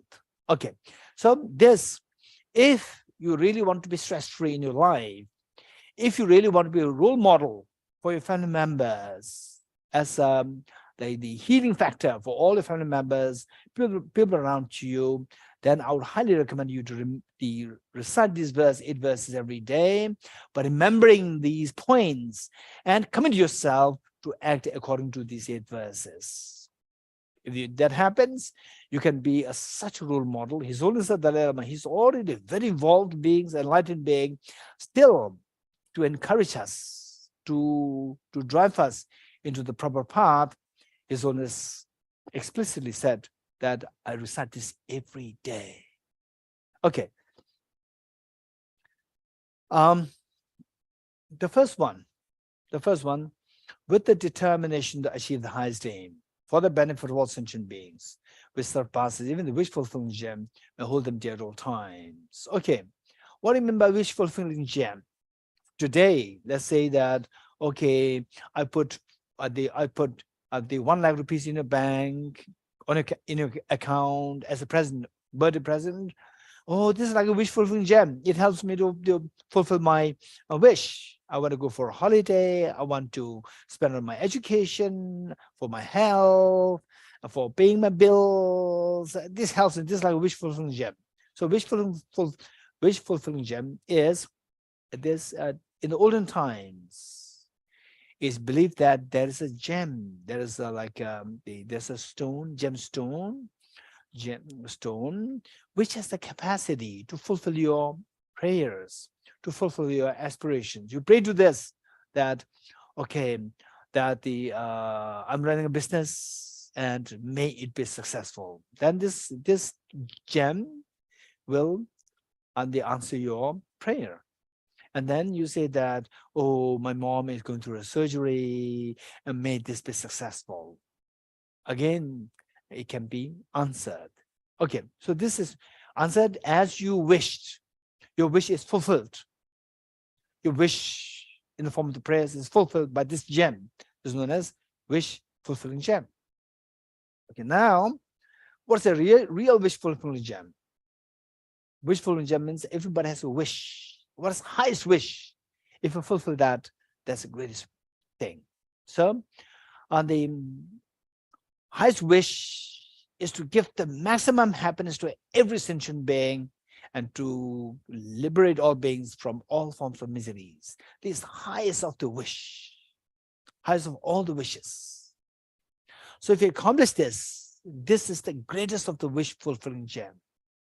So this is greater than what is conventionally seen as the wish-fulfilling gem. So it says, with the determination to achieve the highest aim. What is the highest aim? For the benefit of all sentient beings, to give them the maximum happiness, to free them from all miseries. So this wish far excels, far surpasses even the wish-fulfilling gem. So with this, because of this wish is related to the sentient beings, all the other beings. May I hold them dear, may I hold all these beings as dear at all times. Okay, you may be wondering, why should I be determined to achieve the highest aim for the benefit of all sentient beings? Why? Right? Why? So that is this is because what we said is that yesterday, the first session, we began by asking, what do you want? Why are you a part of Dr. Nivedita's program? This is how I didn't say that. What do you think of how to benefit others? We do not start with this. We start by saying, why did you join this? What do you want? What do you want? This is how we began. So what we said is that we want no suffering. We want maximum happiness. If you want no suffering, if you want maximum happiness, there are two things that you can do. One is to get away from all miseries, wake up from the sleep of ignorance. This requires the wisdom. Then if you want to expand your happiness, expand your compassion. Just as the child feels so comfortable, so much at ease with the mother. Why? Because of this love and affection. This love and affection. If you want to expand your happiness, expand your love and affection. So expanding your love and affection is not for others, for you to experience the maximum happiness, for your own benefit. So for you, the most important thing is, the highest aim is to benefit all others out of the universal compassion in order for me to experience the infinite happiness. And some of you, many of you may feel that, oh, that makes sense. But some of you may feel that, no, it doesn't make sense. Because even this, what we call as universal compassion, but actually it's a self-centered attitude. So that I will have the maximum happiness. There's self-centered attitude there. Okay, this, if you're interested, okay, I will deal with it right now. Deal with it right now. Say, keep in mind, let us be very realistic. Let us be very realistic. Some people, they're very compassionate by nature. So when I say that you spread your compassion towards all the beings, those people will be very happy. When I give that, then some people will be unhappy. Why should I spread compassion to others? Who will take care of me? Right? So for them, I give the reason. That so that this will give them maximum happiness. Then those people who were originally happy, earlier who were happy, who are can't by nature, they'll be unhappy now. Again, this is also self-centered, right? So I have to deal with both. For those people who are already self-centered, for you, extend compassion towards others so that you will get the maximum happiness. For those people who are generally kind and by nature, those who, oh, I thought that this is a very beautiful teaching. Again, it's self-centered, it's for my own benefit, that I'll have the maximum happiness. This is very self-centered. Okay, for you, for those people, what I would say is that there's no wrong in wishing happiness for yourself.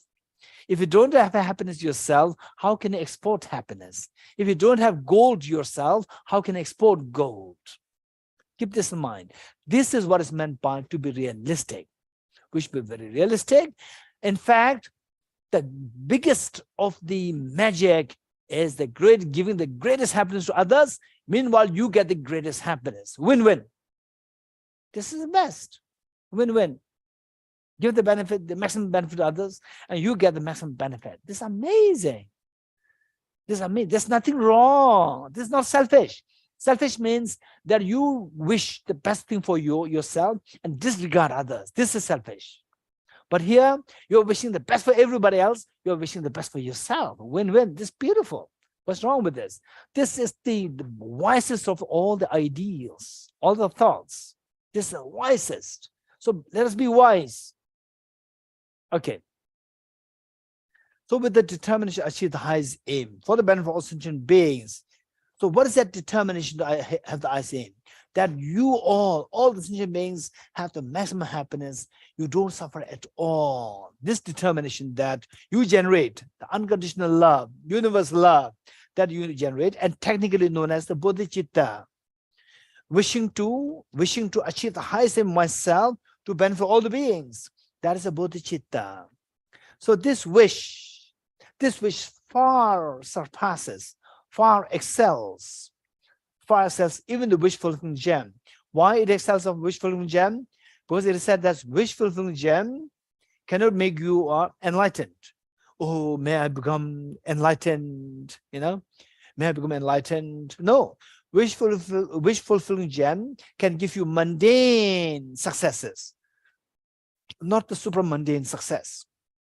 Whereas this kind heart, this universal love, may you all have the maximum happiness. May you suffer no more. So this determination to achieve the highest aim for others, this is so precious. This is the one which makes you accomplish the mundane happiness and the super mundane happiness both Whereas a wish fulfilling gem accomplishes only the mundane happiness, not the super mundane happiness. So therefore, this wish that you have is the true gem, which far excels what is known as the wish fulfilling gem. Okay, so this aspiration, determination that I cultivated, I will hold this wish at all times. I hold them wish for times for all the sentient beings. And how this wish comes into being is because of beings. So this wish is for others. So I hold the beings. When I hold the beings dear at all times, I'm holding this wish within me whole time. This is so precious. This is the basic synopsis of what we are practicing here. Now, the next question is that, yes, so yesterday, somebody asked this question. Yes, we can practice universal compassion, but what if I meet with the people who take advantage of my compassion, or somebody who's opportunist? How should I deal with these people? How should I create the boundary and so forth? So, which means that you're coming up with the real life challenges when you practice universal compassion. So what kind of real life challenges can we meet? So the Bodhisattva, Geshe Langre Thangpa, he's coming with some extremely the important factors which we can face in a real life, which can challenge your practice of the universal compassion. So real life experiences which can challenge your the practice of universal compassion. So he's citing some of these points, and then you see that they are so true. These are the things that I confront with, that I can potentially confront with when I practice universal compassion. So how to deal with this? If you deal with this, then you see that your universal compassion practice will be very successful. So in short, say, what is the opposite of universal compassion? Or to simply put, what's the opposite of compassion? Compassion is, do you agree with me? Compassion is what embraces others, and anger is what pushes away, right? So in other words, compassion embraces others, and what's the opposite of that? A mindset which pushes others away from you. So what is that mind which pushes others away from you? Anyone? Raise hands. Come on, anyone which pushes others away from you? What is that matter? What is that mind? What examples of mind? What examples of minds are there? Which push others away from you. Compassion is which embraces others closer to you, which brings others closer to you, and the opposite of that is what pushes others away from you. Okay, Indira. If you're angry or stressed, then you push people away. Anger. Yeah. Anger, stress, right? Okay, so the ego, right? How many of you agree with me? Ego pushes away from you. Ego, right? Ego, that's amazing. Ego. Irritation. Irritation. Impatience. Yeah, irritations, agitations, and then anger. Okay, so can we, in a way, like in a loose sense, can we say that broadly speaking, this agitation gives rise to anger, right? Anger pushes others away from you. Agitation, stress, these give rise to anger, and anger pushes others away from you. Okay, so we have to know to practice universal compassion, you are creating the conducive factors for universal compassion. So meanwhile, there are non-conducive factors of universal compassion. So you have to work in two ways. You have to work in two ways. For example, like say that, oh, we need to build a house. We need to build a beautiful house. And already there's an old house there. Old, worn-out house. So you should do two things. One is to dismantle the old house, and number two, meanwhile you try to create the windows and all the other things in some other place, the conducive factors create these things. So you bring and then you put them, install, and then you have the good house. So two things. One, remove the discordant factors, and other create the conducive factors. Right? We agree? One to remove the discordant factors, and the other to create the conducive factors. These should happen side by side. So I said universal compassion. Then the conducive factors to build, strengthen universal compassion, and remove the non-conducive factors, which hampers your universal compassion. So these two things that we need to work on. So I say the removing the non-conducive factors, unconducive factors. So what are the unconducive factors? You have to identify them. So mainly we see that the anger and the ego. Anger and ego was the feeling like very unpleasant feeling. You're getting it? So again, his work is related to the 5 points. The 5 points. Anger is a state of the agitation which pushes away from you. That's the intention. That's because of unpleasant feeling. That's because of wrong discrimination, because of the wrong information or incomplete information. So again, we are working on these 5. You're getting it? Be it to remove the discordant factors, or be it to create the conducive factors. It all has to be worked with the 5 points. Okay, now the first verse is related to the main theme. So what do you want to do? I want to build a universal compassion within myself, universal compassion, and the highest of which is known as Bodhicitta, the wish to perfect yourself, to perfect all the other beings. Okay, what is Bodhicitta? So Bodhicitta can be explained in 2 ways. One in a very Buddhistic way, and the other in a secular way. Say in the Buddhist the technical term, this is the wish, the determination to become fully enlightened, determination to become fully enlightened, or to become Buddha, to benefit all the other beings. This is Bodhicitta. The determination to become Buddha, to benefit all the beings. What do you mean by Buddha? This is Buddhism. This is not Buddhism. Okay, this is what we need to learn. Buddha has nothing to do with the Buddhism. It's nothing to do with the ism. It simply means, it's a Sanskrit word. It means awakening. The Buddha, the lotus, opening, awakening, or flourishing. This is the meaning of the Buddha. So when you say, may I become Buddha, means may my potential become fully awakened. May my potential become fully awakened. Everybody has the right to awaken your potential. Everybody has awakened, everybody has the seed of awakening, the potential to become perfect. Everyone. Whether you're Buddhist or not, it doesn't matter. Whether you're male or female, it doesn't matter. Whether you believe or non-believer, it doesn't matter. Everyone, whether you're rich or poor, it doesn't matter. Everyone has the potential to attain perfection. And this is reality. And even this, you can study more how it is. You don't need to follow blindly. Never follow blindly. Just try to rationalize. There must be some reasons there. You must learn the reasons. So with this is the Buddha say this is the highest aspiration of the Bodhicitta. Bodhi means awakening. Chitta is the mind. The mind of determination, wanting to achieve the highest state of your awakening for the benefit of all beings. This is Bodhicitta.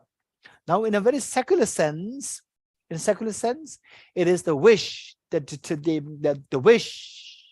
wish to become a good person, to wish to become a very sensible, kind person, to benefit others in a secular sense. A wish to become a very kind and very sensible, wise person, wise and kind person, to benefit as many people, as many beings, as many vegetations, the world, ecology, animals, human beings. It can include the environment, it can include the animals, it can include the human beings, it can include the world. This is the secular understanding of bodhicitta. So now this is the basic, the goal. The first verse tells us what is your main goal. This should be a main goal. This is the wisest goal from a secular perspective or from a spiritual perspective. Then next is, yes, when I practice this, I encounter with the discordant factors, unconducive factors, how to deal with this. What kind of unconducive factors, right? What kind of the unconducive factors? Okay, so when you go to, say, for example, if you are a student, you go to class, and then you go to class, and then in the class, or say or school, then you see other students who are better than you, and then you feel a little uncomfortable. Or you're a staff, you're a staff employee in a company, you go there are some other people who are doing better than you, or some people who are less than you and who are very competitive of you, who are jealous of you. These are things, these are realities that happen in life. What should I do with this? Okay, remember what we studied yesterday? Oh, it's already 11:42. I will stop here. We'll stop here.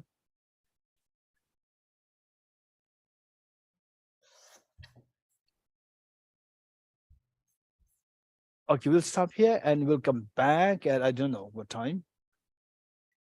Otherwise, actually, it's at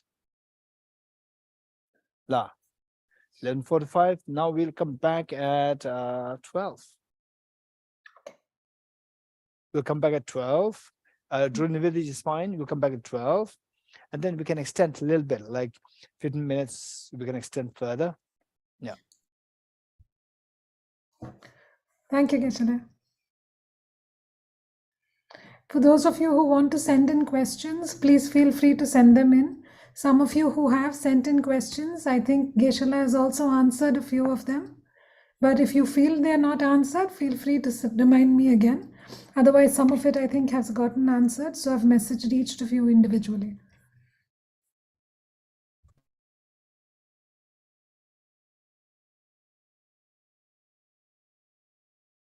See you all in about 15 minutes.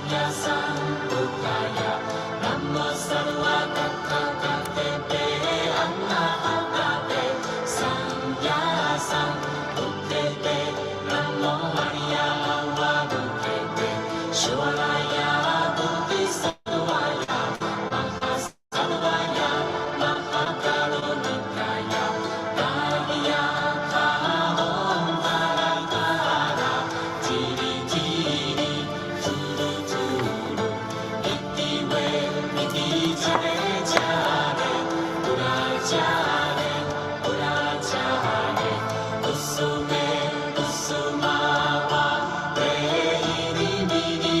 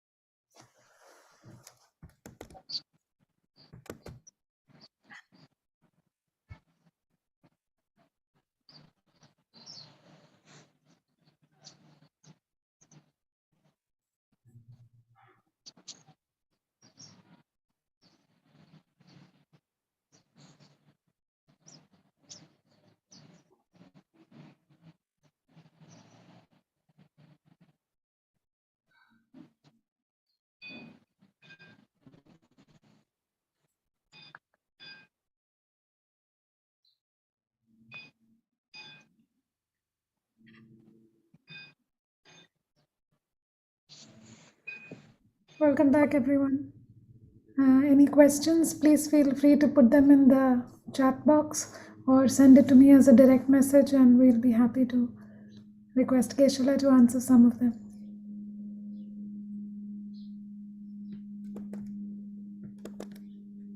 Hello. Hello. Particularly, Geshe.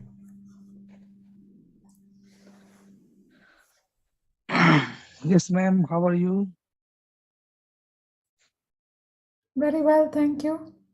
You're Yes. connecting from Gangtok? Yes. No. Right now, I'm in South Sikkim, Yangon. Okay. Yeah, it's from Sikkim. Happy that you can be here. Thanks, ma'am.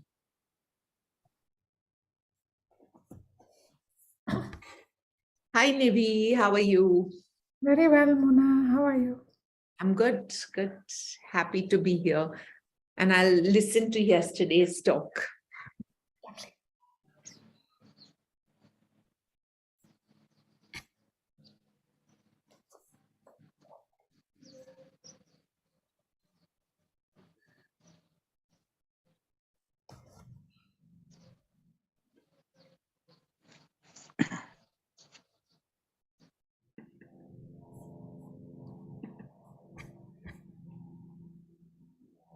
Hi, ma'am.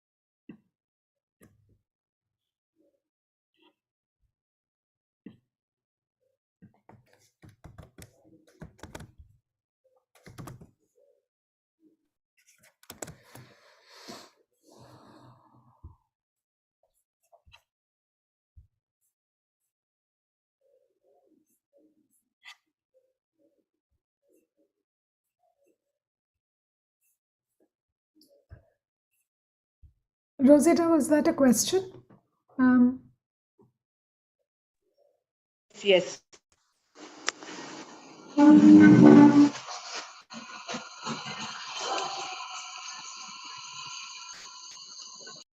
I'm sending you a message.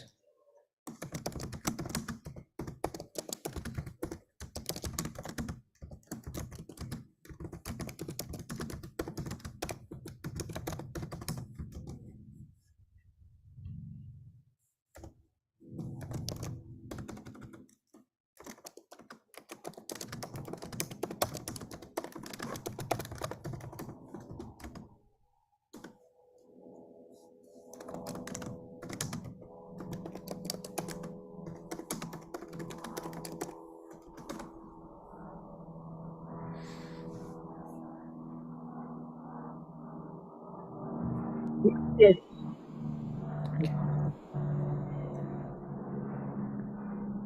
Gavla, you had a question?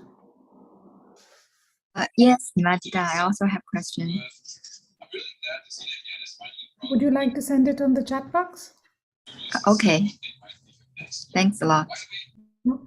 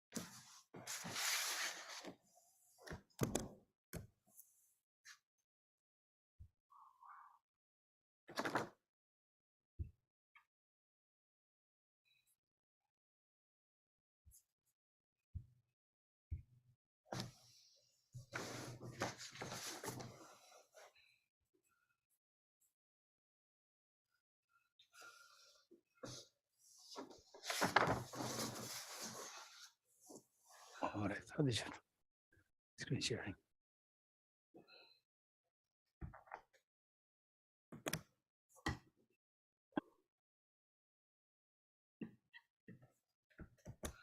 Okay, Dorji, I start or? Yes, please.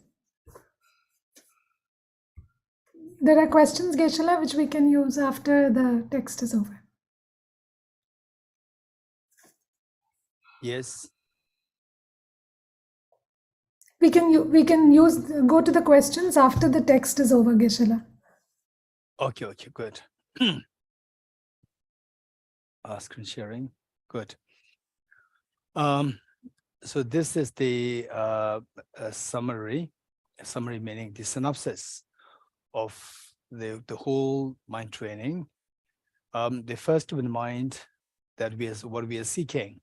We are seeking infinite happiness, and how to stay with how to get to this is by knowing the corresponding cause.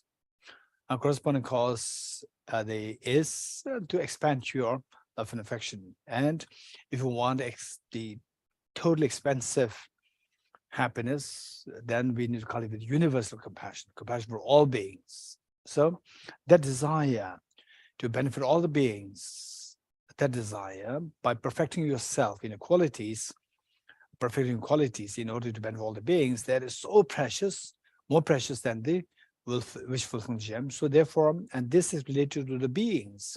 So it's a matter of cherishing other beings, that may I hold them dear, hold them meaning all the other beings dear at all times. So now this is the main synopsis, but then in the process of doing so, we are bound to account with the non-conducive factors, hampering factors, or the deterrent factors, the deterrents to your cultivating this universal compassion.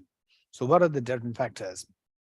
One is the ego, and here in second verse, whenever I interact with someone, may view myself as a lower someone's soul, and from the very depths of my heart, respectfully hold others as superior. So this is a direct antidote to the ego, and the ego is the one which is just like the hub, which is like the main anchor to destroy your loving compassion towards others. So how to counteract this ego is by deliberately thinking of, say, when you interact with other people, say that, okay, I'm somebody, and somebody doesn't respect you, somebody doesn't give you proper treatment, and then you see that you feel your ego is hurt. Whenever I interact with someone, may I view myself as low with someone's soul. So they are just in my mind, the world is imperfect. So I can't expect that in fact, if I expect that I'm somebody who is so special that that people should treat me nicely, or that I should be accorded some whatever, so the respect, or say people should pay heed to what what I'm doing and so forth, and I should get the recognition and so forth. So these are actually these thoughts are destroying you. These thoughts are destroying you, or ruining you and destroying your peace of mind. So this is so wise, although superficially it seems so like you are being, there's self-denial, but it's a very wise way of being kind to yourself. It helps you to remove all the unnecessary mental agitations, the sadness, so forth.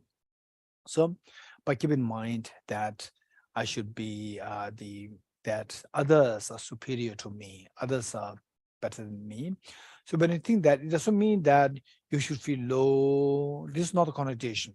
That just keep your mind, observe your mind to how your ego behaves, and just to suppress the ego, and then your compassion grows. People love you. What does ego wants? Ego wants everybody's attention. But the real attention is given to you when you have the opposite of the ego, that is the compassion. So this practice helps us to remove the ego, and to this is irony actually. Ego wants other people's attention to you, and they should praise you, but then the ego actually destroys all these things. So this is the greatest irony. And what this ego wants is all accomplished not by ego, but by compassion. by universal compassion. So humility. Okay, so whenever I interact with someone, may I view myself so low with someone's soul, and from the very depths of my heart, respect for whole others is superior. So this is to counteract our ego. Why we should counteract ego? Because the ego is the one which destroys your peace of mind, and we don't want to destroy peace of mind. We want a peace of mind. So for this, the ego is the one. We have to identify the real cause of the lack of peace of mind, and knowing that it's the ego, how to destroy it, just resort to the counter force. Okay. So these are all changing your cognitive thought process. This is changing your discrimination. So with this, when you are there amidst the people, you don't feel competitive. Your mind is at ease. Feeling is pleasant. You want the pleasant feeling. Yes, I want the pleasant. How to sustain it is by embracing all the people there, accepting rather than feeling them as the rivalries, feeling them as your, say, like enemies, or like your rivals. So this is how you transform. This is a beautiful way of, say, transforming your mind by removing your ego.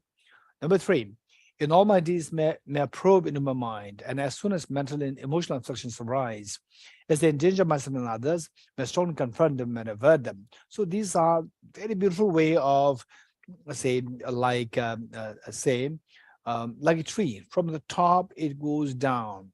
The top is the main synopsis, then it goes down to the ego, and then it goes down to your emotions in general.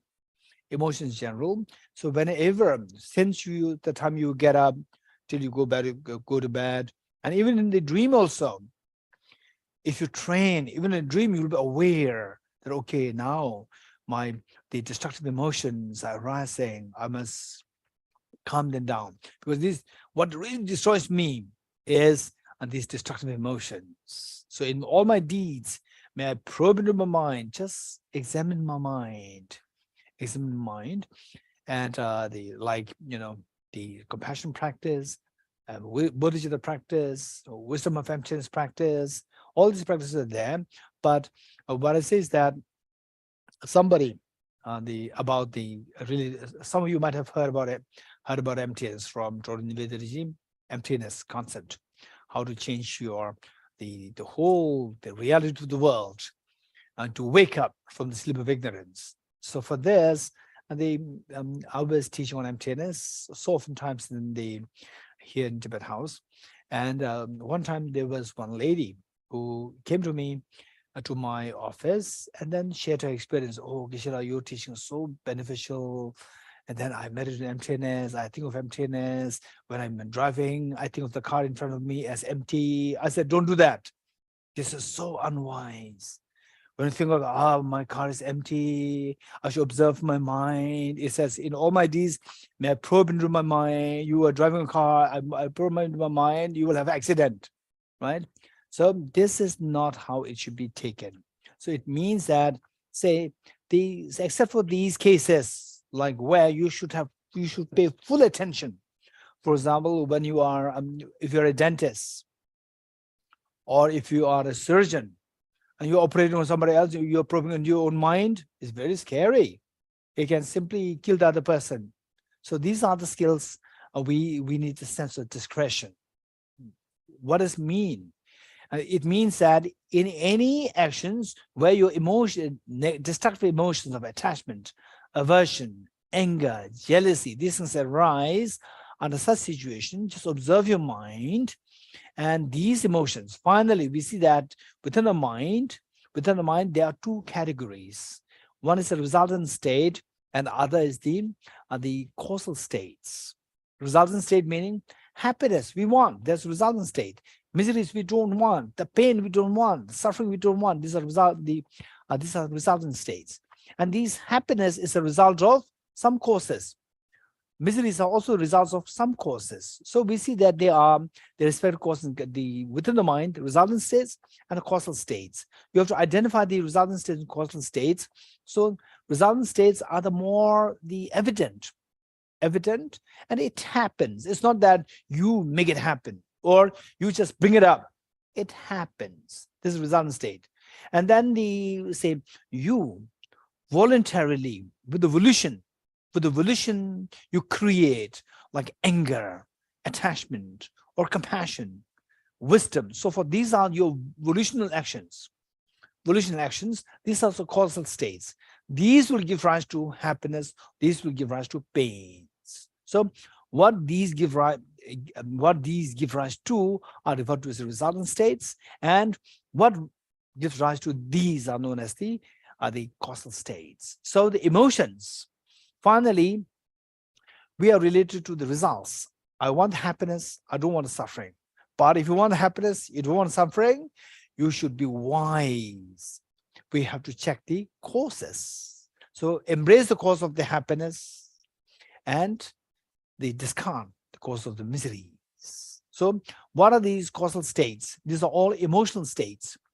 Emotional states. So we should be able to see that there's a class of emotions referred to as the afflictions. Afflictions, the class of emotions there as afflictions, which are responsible for attracting miseries.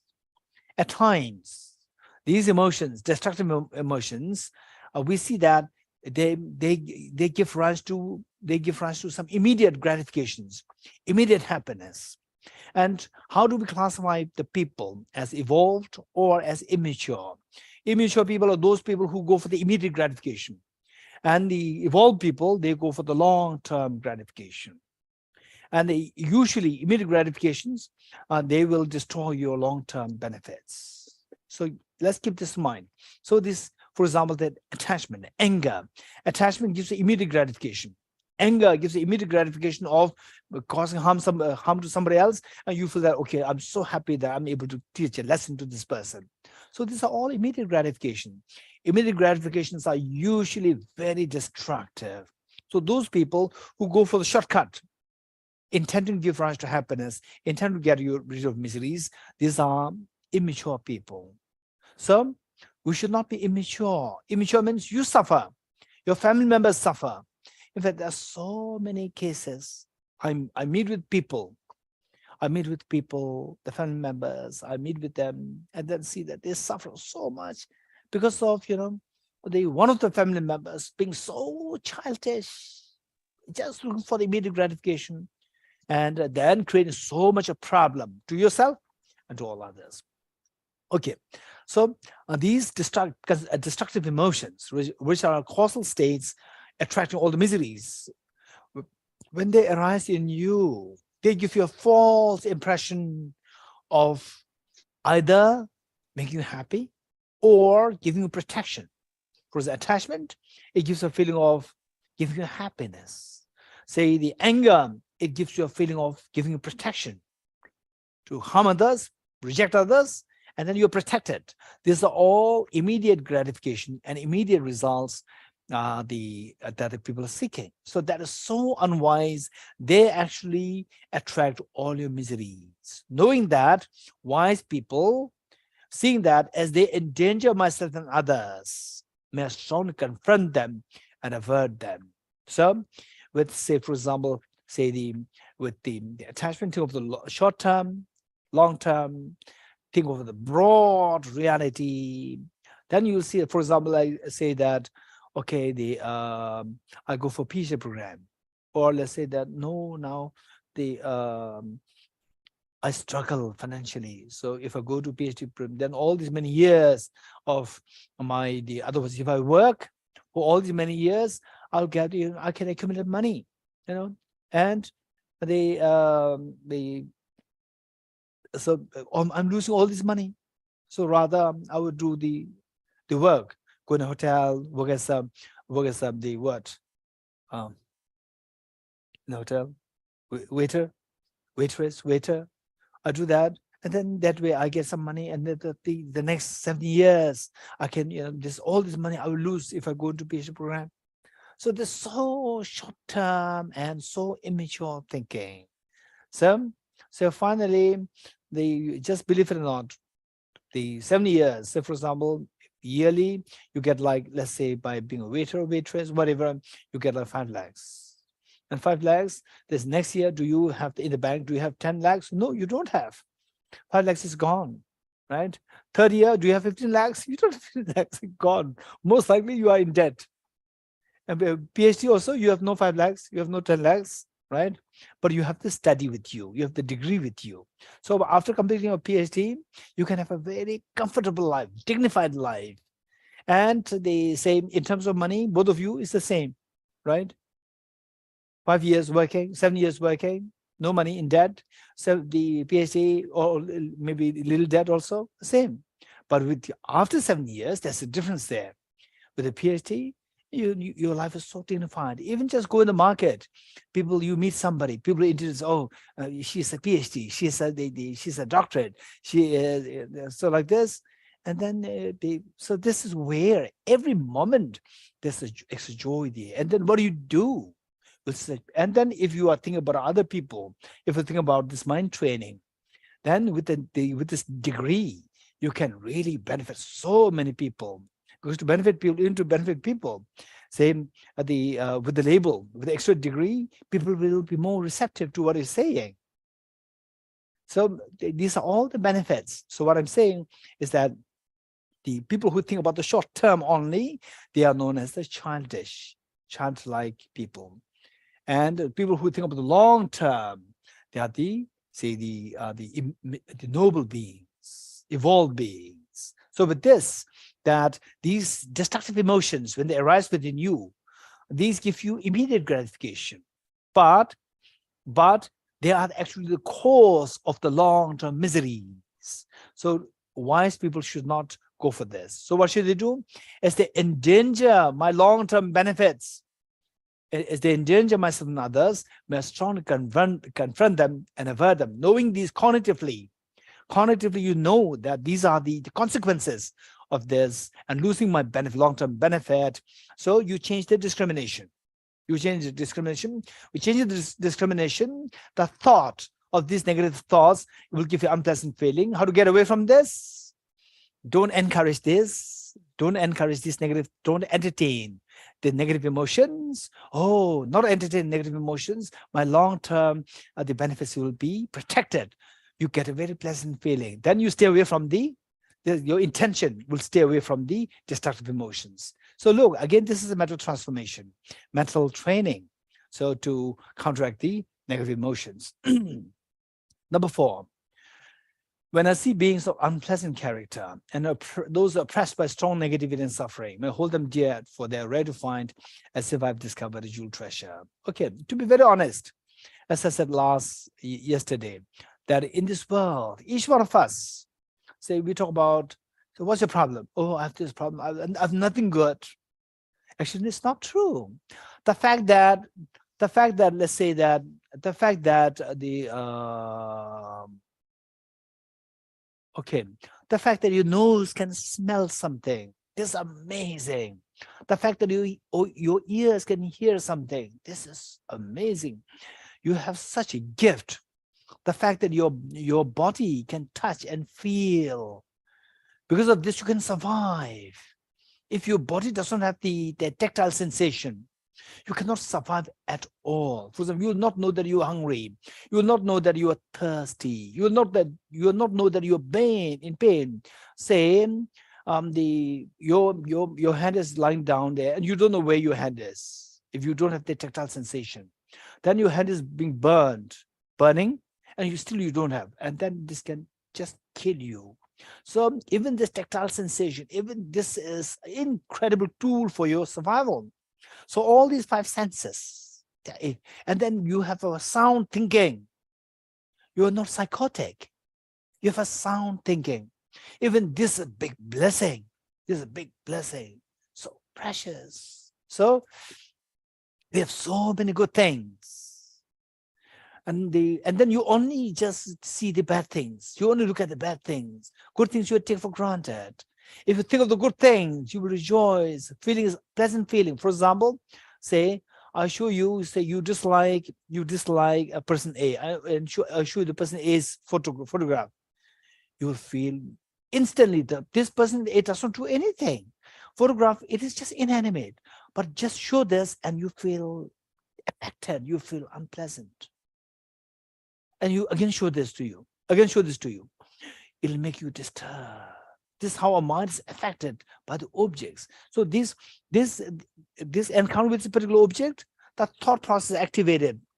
This thought process, the cognitive thought process, which is the discrimination, that gives unpleasant feeling. You don't want this, and then the agitation builds up.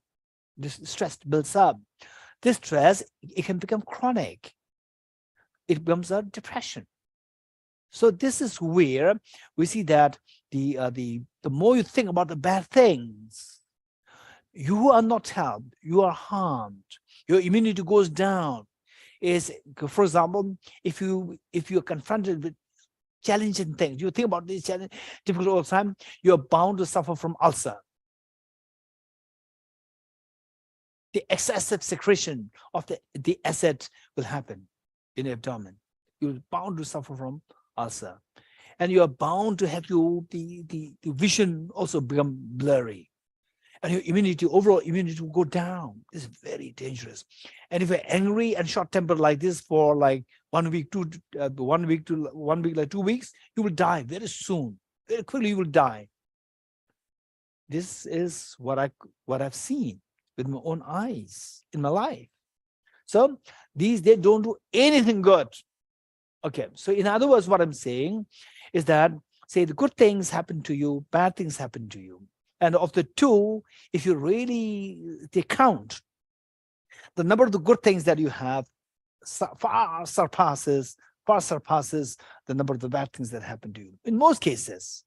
But there are exceptions, people who do encounter with difficult situations back to back, that requires really compassion. When you encounter with these people, we really need to help them. But overall speaking, most of the people, the bad things, good things, if you count them, the good things outnumber the bad things. But we only think about the bad things. This is where we are so unwise.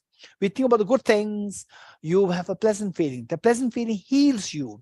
Your immunity will become stronger. And you have a quality life. You have a long life, quality life. And the medical bills will be much less. So there's so many benefits there. This is one part. So in this situation, same, but remember yesterday what we learned is that how to see the benefit that you get from all the beings, near and dear ones, neutral beings, and the difficult people. So thinking wisely, we come to realize that the most difficult people, they have the greatest of the potential to give you the greatest of the benefit, which even your near and dear ones cannot give you.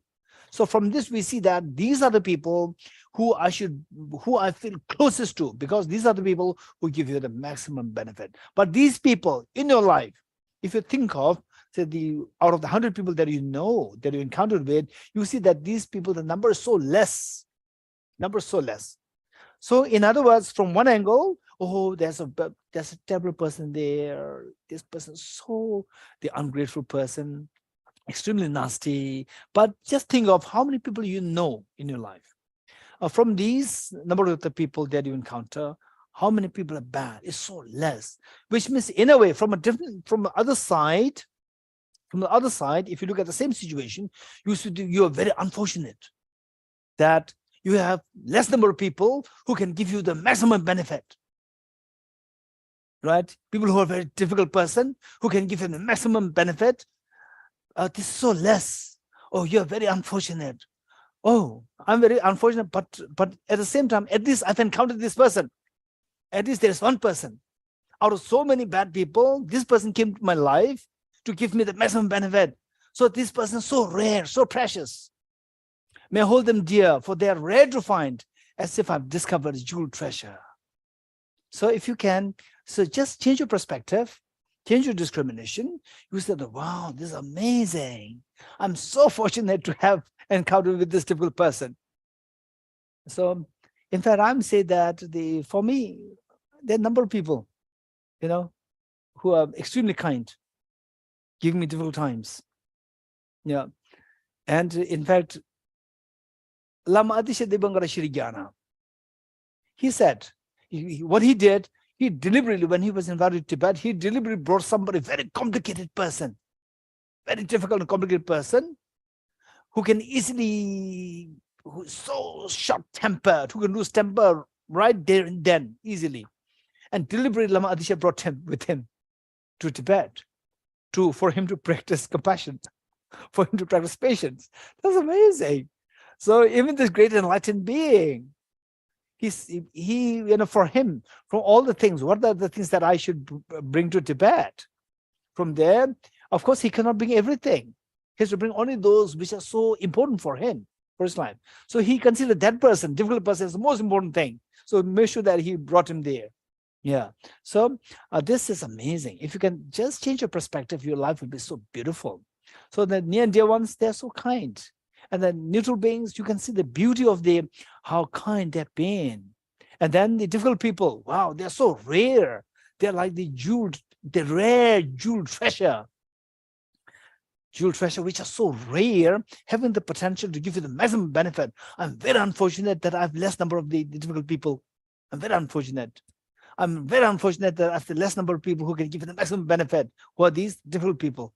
So difficult people, they're so precious. I should make the most of these people, make the most of the presence of these people in my life. So this is where, then what do you feel? When you feel that, wow, they're so rare in my life, they're so precious, I'm so fortunate. And then, yes, but I'm fortunate, I at least met you, right? What's the feeling? Pleasant, unpleasant. Pleasant feeling. When you see the photograph, you feel pleasant feeling. Wow, I'm so glad, right? I met this person, that difficult person, so that I can get the maximum benefit, which even my mother could not give. Then when you see the photograph of that person, you'll feel so good. That's amazing. Okay, next. Number 5. When others, okay, in this connection, number 4, let's go back to number 4. I'm here to complete. When I see beings of unpleasant character, unpleasant character, and those oppressed by strong negativity and suffering, unpleasant character, look, this person doesn't have character, mannerless, no manner, right? Because of that, you can learn a lot. You can learn a lot. So there's one thing that we need to know is that say, if you do not learn what is the same, let's say, just simple example, mathematics. What is 3? 3 into 5, 15. If you do not learn this mathematics, right? In future, in your life, if you do not learn this mathematics, say you buy 3 pence. 3 pence, each pen costs you 5 rupees. How should you pay? You don't know how much to pay. And the person asks you, oh, it's 50 rupees. You have to pay 50 rupees because you don't know that 3 into 3 pence into 5 rupees is 15. You don't know that. And the other person can easily deceive you. Well, how much should I pay? The person knows that you're bad in mathematics. You don't know the calculation. Then the person can take advantage of this. 50 rupees, right? I give you concession of 10 rupees. Actually, 60 rupees. So you can give me 50, and you feel so delighted. Actually, you're deceived. It's only the 3 into 5 is 15. So you lose all this money, and still the person took the credit that you give discount, but you have nothing to do. You do not know the calculation. How many times you have to suffer this problem? You have to not knowing this calculation, you suffer any number of situations arise, 100 situations in your life, 1,000 situations in your life, you will suffer 1,000. You will suffer the loss of 1,000 times. Whereas if you fix this problem, okay, no, how much did you pay? I paid 50 and he gave me 10% discount. And what's the cost? 5 rupees. How many pens you bought? 3, right?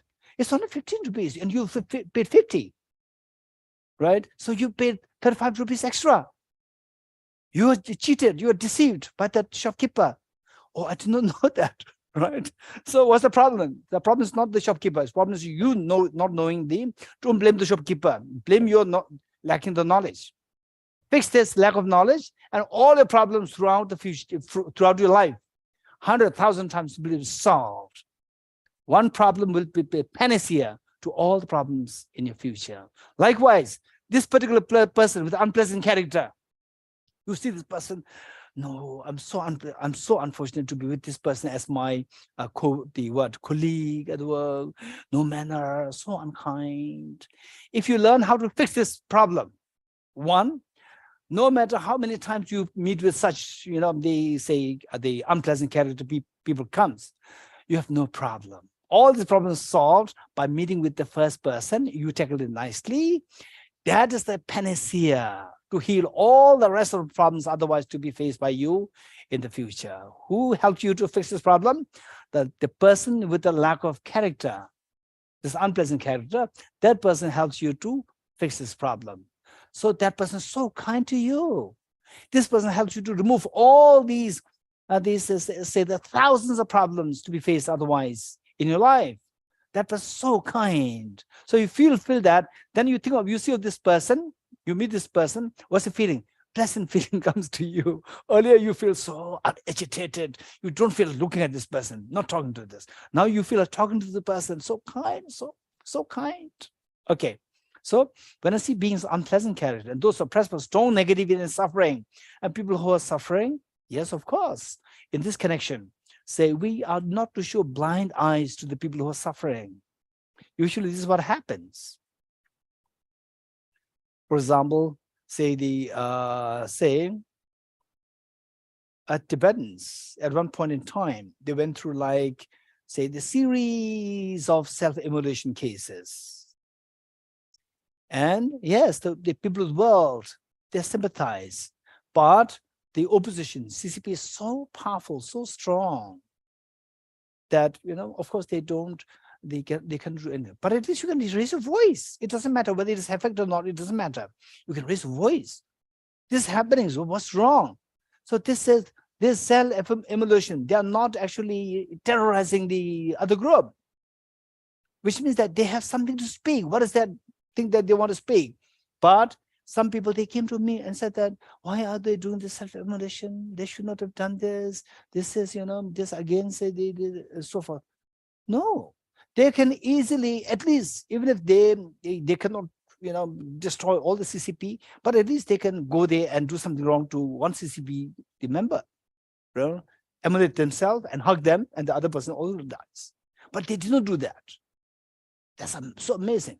We should be so courageous. We should be more courageous to stand for the truth.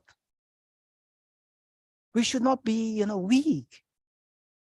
We should be so courageous. So when you see somebody oppressed by suffering, you should be able to stand up for this. Your courage builds up. When the courage builds up, what happens? You become very confident. You become fearless. And each one of us, we are bound to face with difficulties in our life, fears in our life. So if you stand for the truth, you become fearless. No matter how much such situations happen in your future, in your life, later in your life in the future, you will not feel the fear because you have learned this fearlessness. These are also part of the practice of, compassion.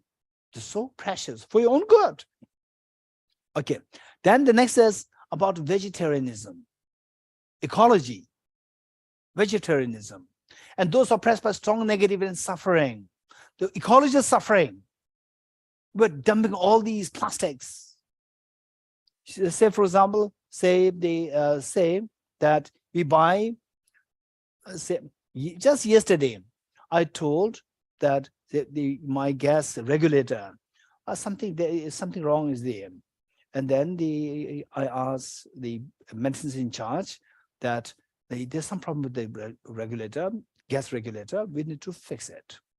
And he said, okay, he said that we have an extra regulator in the office. I said that, how much it cost? He said it's 300 something. I said that if you want to change it and put the bill in my name. Don't put the bill in the office name, put the bill in my name. This is for my private use, not office use. So I have to pay for this. Don't let the office pay. I told him, number one. Number two, do you have any idea that this old regulator can be fixed without having to buy a new one? It can be fixed. I said, it's not because that I don't want to pay. It's because that if you just dump it again, it will spoil it will dirty the world. It will damage the ecology. So I do one thing, and 8 billion human beings, 8 billion garbage will go there. The world will be destroyed. So we have to think of the ecology. I told the maintenance in charge, if this can be fixed without having to buy a new one, the new one will remain at the shop. That's it. He will not dump. It will remain in the shop, and the old one we use it. It's not because that I'm stingy. It's because that the world ecology should not suffer. So this is where ecology is suffering. People are suffering. The animals are suffering. KFC. All these the places where the meat is being consumed so in great amount. So where this is the meaning here, and those oppressed by strong negative and suffering. Think of these poor animals.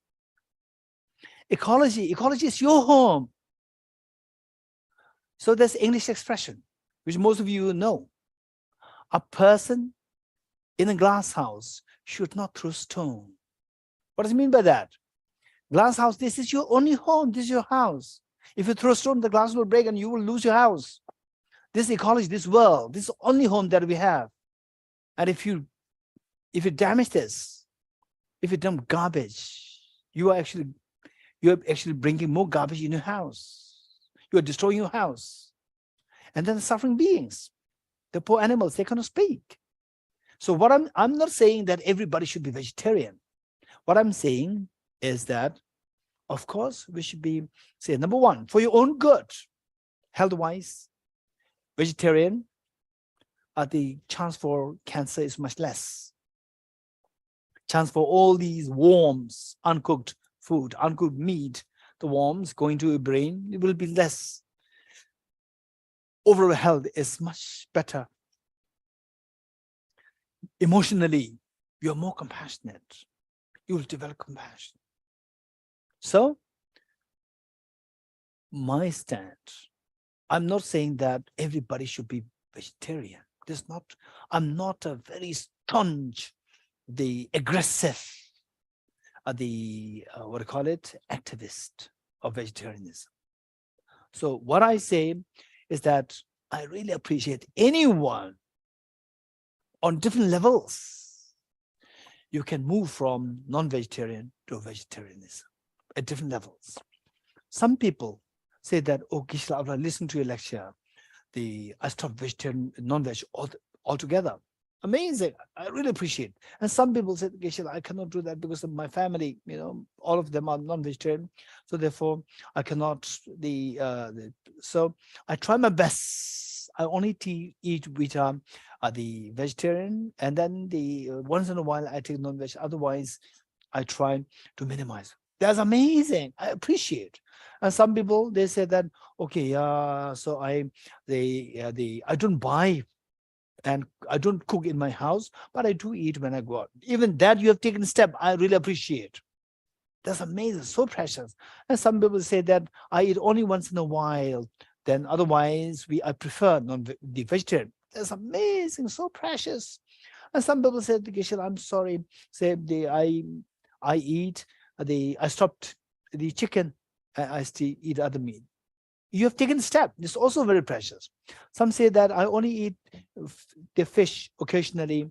The rest of the meat I don't eat. That's again.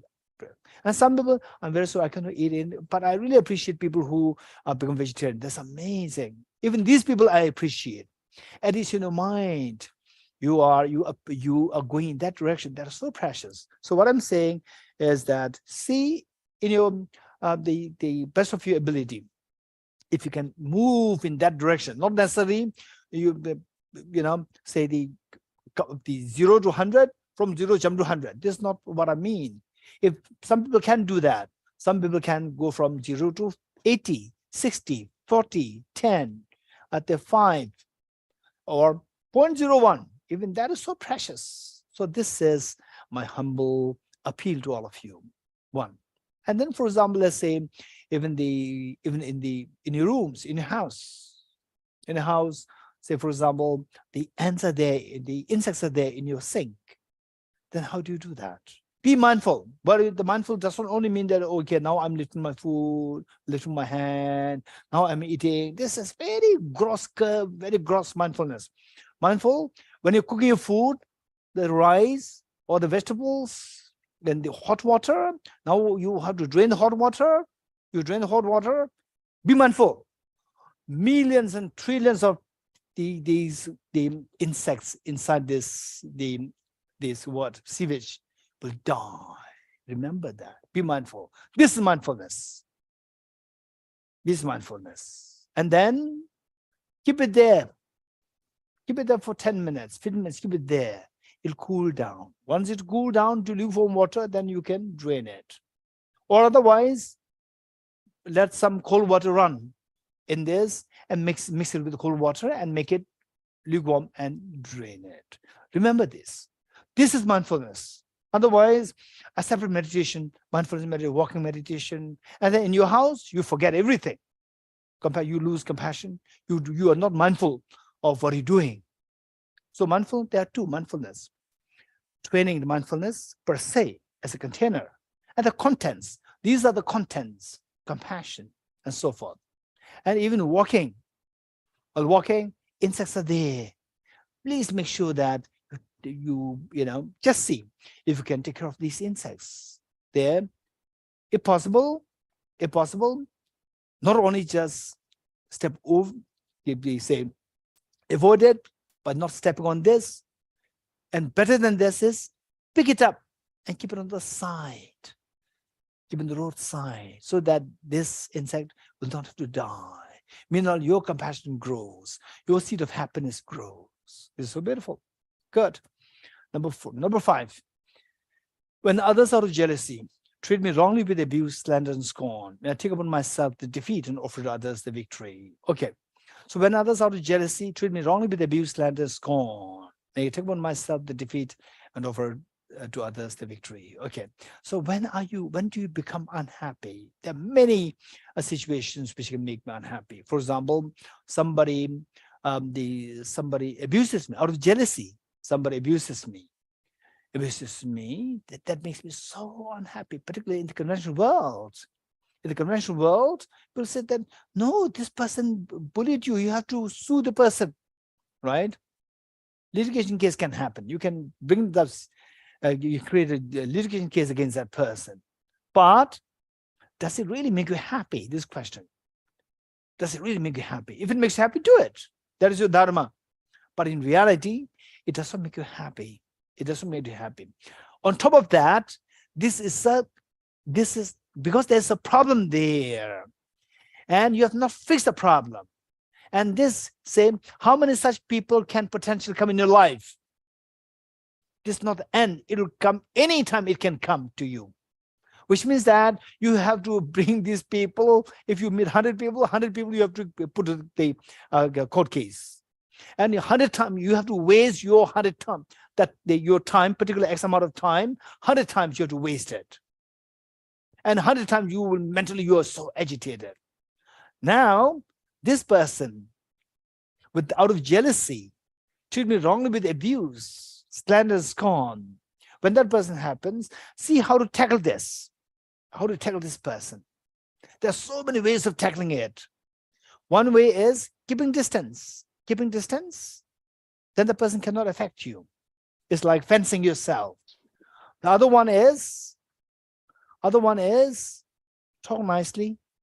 Talk nicely. I say, okay, so this is what happened to me from your side, and this is wrong. And if you cannot talk, then they say how to resolve this in a nice way without giving into anger. Then the best is change the person from being jealous to being so loving. Change it. So it all depends on your capacity. So for this, you have to grow. And then you can convert this person who's jealous towards you, becomes who's appreciator, who's your fan. You can make that, convert that. Once you can convert this is a magic. If you acquire the skill, If we acquire the skill in future, however many people who are jealous of you, you can convert them as you have the skill to convert them as your fans. That's amazing. So everybody's asking for people to, like my, the WhatsApp, like my, not WhatsApp, what is that? Instagram. Please give a like, So one person who is jealous of you is converted to give you a like. Your number of the people who likes you will just increase exponentially. That's amazing. So how did you get this skill? You will get the skill only when you meet with such people. If you don't meet with such people, you will never learn the skill. For example, like the Muhammad Ali, a legendary boxer. He learned it only through a very punch, the hard punch. With a soft punch, he will never learn to become a legendary boxer. So hard punch made him learn to become a legendary boxer. So these are the skills that we learn out of these people. Because of this, it says that treat me wrongly with abuse, slander, and scorn. May I take upon myself the defeat. What defeat? To defeat my ego. You're getting it? Not to defeat me, to defeat my ego. And offer to others the victory. Which victory? Victory of compassion and victory of your happiness. Because you give compassion to others, you get happiness. The victory of your happiness and defeat your ego. This is the meaning. Not that, okay, I'm defeated, you have the victory, now you can abuse more. This is not the meaning. This is extremely superficial meaning. The real meaning is defeat my ego and offer the victory of giving compassion to others and victory of happiness to yourself. This is the meaning. Number 6. When someone whom I've helped or whom I've placed, now this is a big challenge. Okay, so usually what we say is that, okay, my neighbor is being so nasty, extremely nasty, right? And then one day you see that your own uncle, your own brother, your own sister, or somebody who is your close relation, right? That caused you harm, that they hurts you. Then you say that, I don't mind my neighbor doing this nasty thing to me, but I cannot tolerate my own family member doing this, right? Because I've given so much help. I've done so many good things to that person. And he's totally shameless. So this is what he is. This is the gesture of the repaying what I did. This is, the bad thing they're doing. So I don't mind my neighbor doing. If the neighbor kills me, I don't mind it. He minds actually. But this is how the people say that. I don't mind my neighbor killing me, but I cannot tolerate this person to whom I have helped all the many years. And now, instead of expressing gratitude, this is what he did. He hurt me, she hurts me, right? Okay, so conventionally, we see that this is something which we cannot tolerate. If we learn how to undo this problem, the worst of the problem, which is considered worst in the conventional, if you undo this problem, you will learn to undo all the problems. If you know quantum mechanics, you know Newtonian mechanics easily. If you know how to do the mathematical, the division and the multiplication, plus minus very easy. So if you learn how to tackle this situation, the worst of the situation, then you can tackle all the other situations. Wow, this is a panacea. One solution for all the problems. This is a panacea.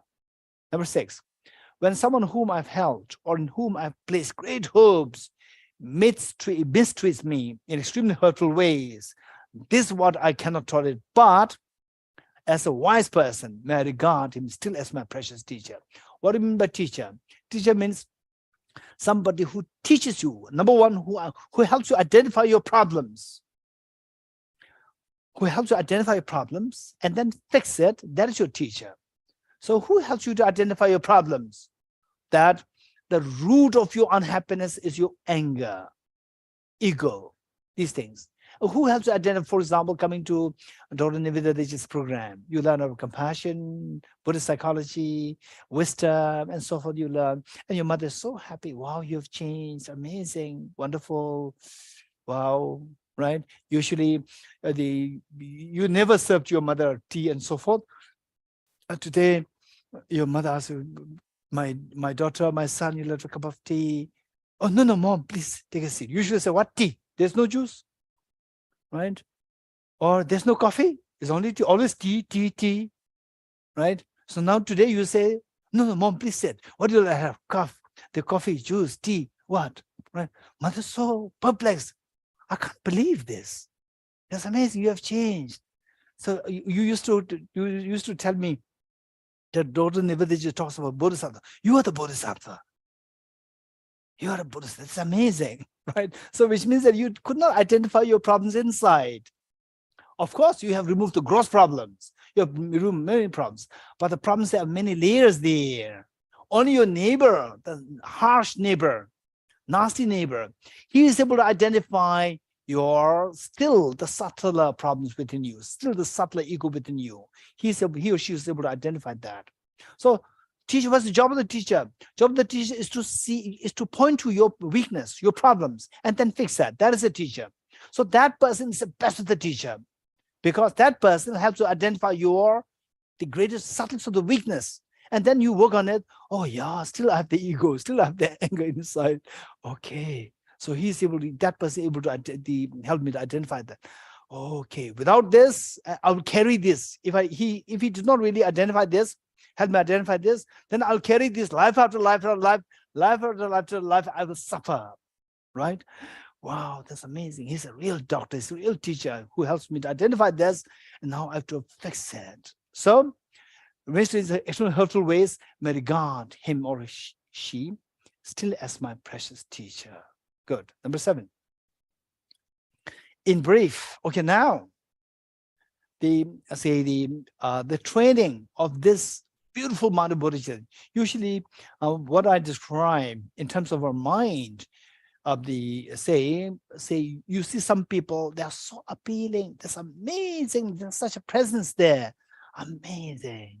Some people, there's such elegance there, a fearlessness. Some people just see them and there's such a beauty there. For example, like many people, when they go to see His Holiness the Dalai Lama, people cry. They could see the presence there. There's such a beauty there, beauty of the heart. They could see this. And some people, when they go, you could see the presence and elegance, and then you feel yourself like a little inferior. Wow, this amazing. There's a presence there. It's so like the whole house is being filled by this person. You feel so insignificant. So we see that one is the fearlessness, and the other one is the appeal. So these are all the mental state. Say the other person, when the mind, how the mind is shaped in a particular form, it becomes so fearless and rich. And some people, it is trained in such a way that the mind is so beautiful and appealing. So we also have this capacity. We also have the seed of the most beautiful mind and the most fearless mind. What are these two minds? The most beautiful mind is the mind of compassion, universal compassion. Universal compassion of Bodhicitta. That's the most beautiful mind. Anybody who sees that in you, the person will instantly, the agitation will subside. The person is deep into deep depression, instantly the person will come out of depression. The moment the person sees the beautiful mind. This is the most beautiful mind. What is beautiful? What is meant by beauty? Beauty is anybody who sees that, feeling of appeal comes. Appeal is the opposite of this very nasty depression. Depression is so corrosive. So the appeal comes. With this, instantly the depression subsides. The person will be uplifted. This is most beautiful mind. The universal compassion of Bodhicitta is the most beautiful mind in this universe. If ever you want to be beautiful, the best is to cultivate this universal love of Bodhicitta. This is the most beautiful mind. Anybody who sees you will simply smile, and you could, from the body language, you could see that everybody feels so comfortable to be with you. This is the magnet of the beauty. That is the most beautiful mind of Bodhicitta. And the other side is the most fearless mind. What is that most fearless mind? The mind which is fearless of the dream. What is that? The mind which is fearless of the contents of the dream ghost. That's waking. The mind which is the waking mind, fully awakened mind, fully awakened mind to see the reality that the dream is empty of being real. So the wisdom of emptiness is the most fearless mind, and the universal love of Bodhicitta, this is the most beautiful mind in this world. Okay. So for this most beautiful mind, to cultivate this, there are two trainings. There are two kinds of trainings.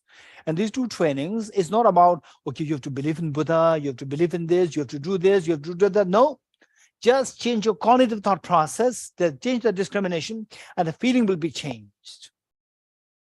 A feeling changed, and the embrace will happen. Embrace all the beings will happen. Okay, this is the mechanism. So how to change cognitive thought process? Only through rational thinking, not through blind faith.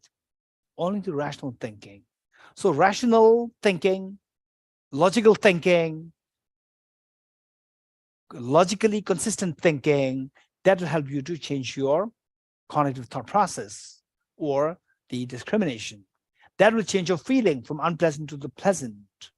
And it gives your mind, it gives your mind the feeling pleasant at all times. At all times, your mind intention will embrace everyone. So there are two main methods. One is known as the sevenfold cause-effect method to generate bodhicitta, and the other one is the method of equalizing and exchanging self for others. Let me repeat it. First one, the sevenfold cause-effect method to generate bodhicitta, and the other one is method of equalizing and exchanging self for others. These two methods. With these two methods, you can generate this most appealing mind. If you are Hindu, all the people around you will feel that, wow, this girl is very special. This is so kind. I've never seen such a kind person in my world, in my life. If you're a Muslim, everybody around you, they say, wow, this girl, this man is so kind. And this person does not see the boundary. There's no border here between him, her, with all the other beings from the different religions, from the different castes, from the different gender, whatever. The person does not feel any difference there. Everybody is his or her family member. So this is what you get yourself to be like. So this is through these two trainings that we can practice this. So here, thus far, it is more related to the method of equalizing exchanges of others. So now here, number 7 is related more on the part of this sevenfold cause-effect method. It says that, in brief, may I offer benefit and joy to all my mothers. So seeing everybody as your mothers, not just, oh, everybody should be viewed as mothers, not like this. Logically, it should be consistent that in your past life, you have a mother. In a past life, former life, you have a mother. So this requires a conviction in the efficacy of the rebirth. So for this, rebirth must be established. And rebirth should not be on the basis of blind faith. It must be logically done. So we don't have time for this. Otherwise, we can. We don't have time. We'll skip this. So it's just about to see how logically you can see everybody, all the other beings as your mothers. The way the mother in which you, as a young little girl or young little boy, just by the mere sight of a mother gives you such a joy, wanting the mother not to suffer, wanting the mother to be happy. This is the summary of that part.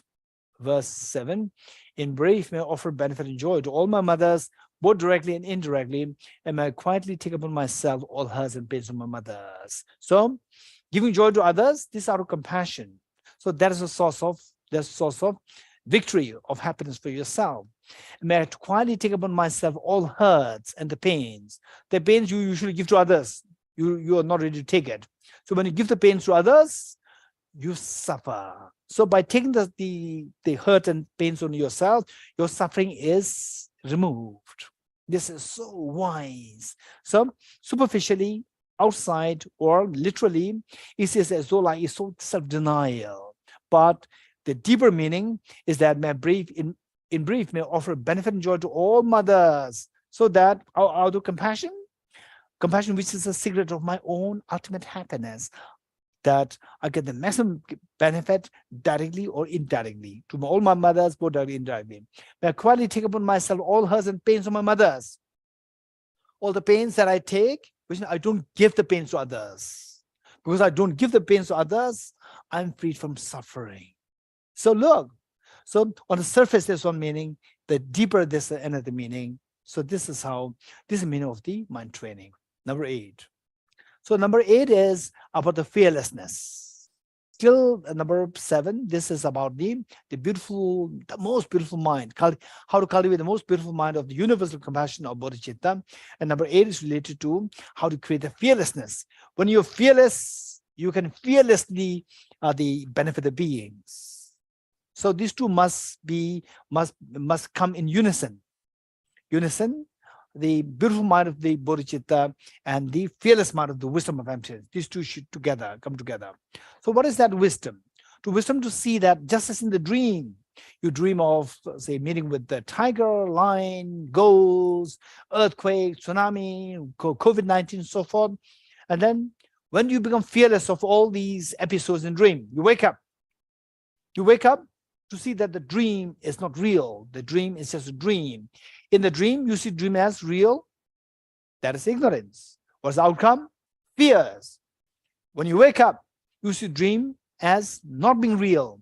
Dream as dream. When you see that, you see that when you wake up. When you wake up, what is that? That is wisdom. That wisdom, what is the outcome? Fears dissolve. You become fearless. So the number 8 is how to cultivate this fearless mind. How to cultivate the fearless mind by seeing that everything's like a dream. Okay, number 8. May all these remain undefiled by the stains of 8 mundane concerns. Okay, I'll quickly touch on this part a little later. And may I recognize all things as illusions, like a dream, everything like a dream, all coming from my mind. That way, my clinging to the things will stop. My grasping at things will stop. The moment in the dream, when you meet with the dream ghost, you run away in the dream. When you dream of a cheesecake, you go after the cheesecake. You cling to the cheesecake. So when you wake up, you will stop clinging to the cheesecake, dream cheesecake. So recognize all things as illusions, like a dream. Devoid of clinging, may I stop clinging? That way, when I stop clinging, my bondage to the dream will stop. When you wake up, your bondage to the dream will stop. All the miseries will stop. So this is the fearlessness. Okay, so the 8 mundane concerns. Quickly, we see that in the inner life, we see that we are really troubled. Whether you are believer, non-believer, male, female, educated, uneducated, Easterner, Westerner, we are all being troubled by these 8 mundane concerns. What are the 8 mundane concerns? Okay, 4 sets of 2 each. 4 sets of 2 each. 1, the happiness. Okay, I'll say the getting excited over material gains and getting demoralized over the loss of the material gains. Yes, of course, somebody gives you a present, you're so excited, and you lose something, right? You lose something, you feel so demoralized. These 2 are mundane concerns. When somebody gives you a present, appreciate it, but don't be overexcited. This excitement will make your mind to go down very easily, because every ascent has a descent. The Buddha taught that what ascends descends, what gathers will disperse, what is accumulated will be exhausted, what is born will die. This is a reality. So remember that and keep your mind very stable. Appreciate it. Thank the person. Feel gratitude for the other person's kind gesture, but don't be overly excited. Excitation, that's cause a problem. Number 2, feeling so demoralized over the loss of your material things. No, material things, if you lose, okay, if you can recover it, why should you worry? If you cannot recover, what's the point of worrying? It'll only create problem on you. So this is what the Bodhisattva Shantideva taught. It is guided Bodhisattva's way. By the way, all of us, guided to the Bodhisattva's way of life. His text, Guide to the Bodhisattva's Way of Life. I'm sure Dr. Nivedita just introduced this to you. This book is so precious. I would say this should be like a lifelong guide for us, a lifelong guide in psychology, a positive psychology, to keep your mind very positive, to heal others, to heal yourself. You must keep that as a lifelong guide. This book is available. and of course go for the correct English translation, good English translation. Okay, so with this, the two things there. Say the first two, the set of two is over the material gains, material gain and material loss. The next is about the excitement over the pleasant words. Over the pleasant words. Somebody talks about of the pleasant, trivial words, trivial pleasant words. About somebody talks about the movies, and someone talks about the stock market, and so you feel so excited. The moment somebody talks about psychology, how to be an ultimate happen, the universe happen, you feel so bored, you know. So this is where your mind gets so excited with the trivial, say the pleasant words which you like to listen to. And then you feel so unhappy, demoralized over what you don't want to hear. So this is again a problem. This is what happens to us, right? Then the next is the next is the excitement over the praise, feeling demoralized over defamation. Somebody praises you, you feel so excited, thank you, right? So say you are 40, and somebody says, oh, say, how old are you? You must be 25. Thank you, right? You're very happy, right? Thank you. So they say you are 40, and someone says, how old are you? You may be 40, 41, 42. You feel so upset, right? How did this person say I'm old? The person said 41. What's the difference in 40 and 41? There's no difference. But you feel so upset. The person said, you look like 39, 38. You feel so happy. They're so childish. These are the things which torture us, which destroy us. Okay. Excitement over the fame, excitement of the praise or the fame, and the being demoralized, feeling sad over the defamation or over the the criticisms. Okay, the next one is feeling excited over the mundane happiness and feeling demoralized over the mundane suffering. For example, say, yeah, the weather is so cold. Delhi weather is so cold now. Oh no, it's terrible. Delhi is terrible, right? You feel so low simply because of the cold weather. You feel so excited. The weather is so beautiful. The climate is so beautiful. So excited. So the excitement over the happiness and the feeling demoralized over the sufferings. Okay, so these two. So total there are 8 of them. So these 8, just see evaluate in your own life how we are being tormented by these 8 mundane concerns and try to stay away from them. Remain very stable. There's a Tibetan expression, there's a Tibetan teacher, the Sakya Pandita, who said that whether you are praised or insulted, the wise people will not feel, noble people will not feel affected. They know their own qualities and they'll remain calm forever. This is beautiful. Okay, so with this in mind, this is all about the training of the mind. So then seeing things like a dream. And the question is, how can I see things as dream? No, things are like dream. How, right? You have to ask this question, how? Don't just, oh yeah, he said that things are all like dream. No, you should not be complacent with what somebody said it. You have to ask question, how is it like dream? Okay, you have to study more detail.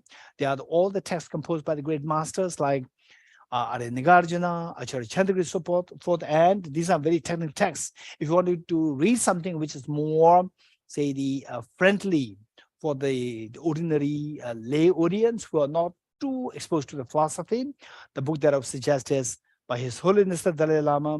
The title of the book is How to See Yourself as You Really Are.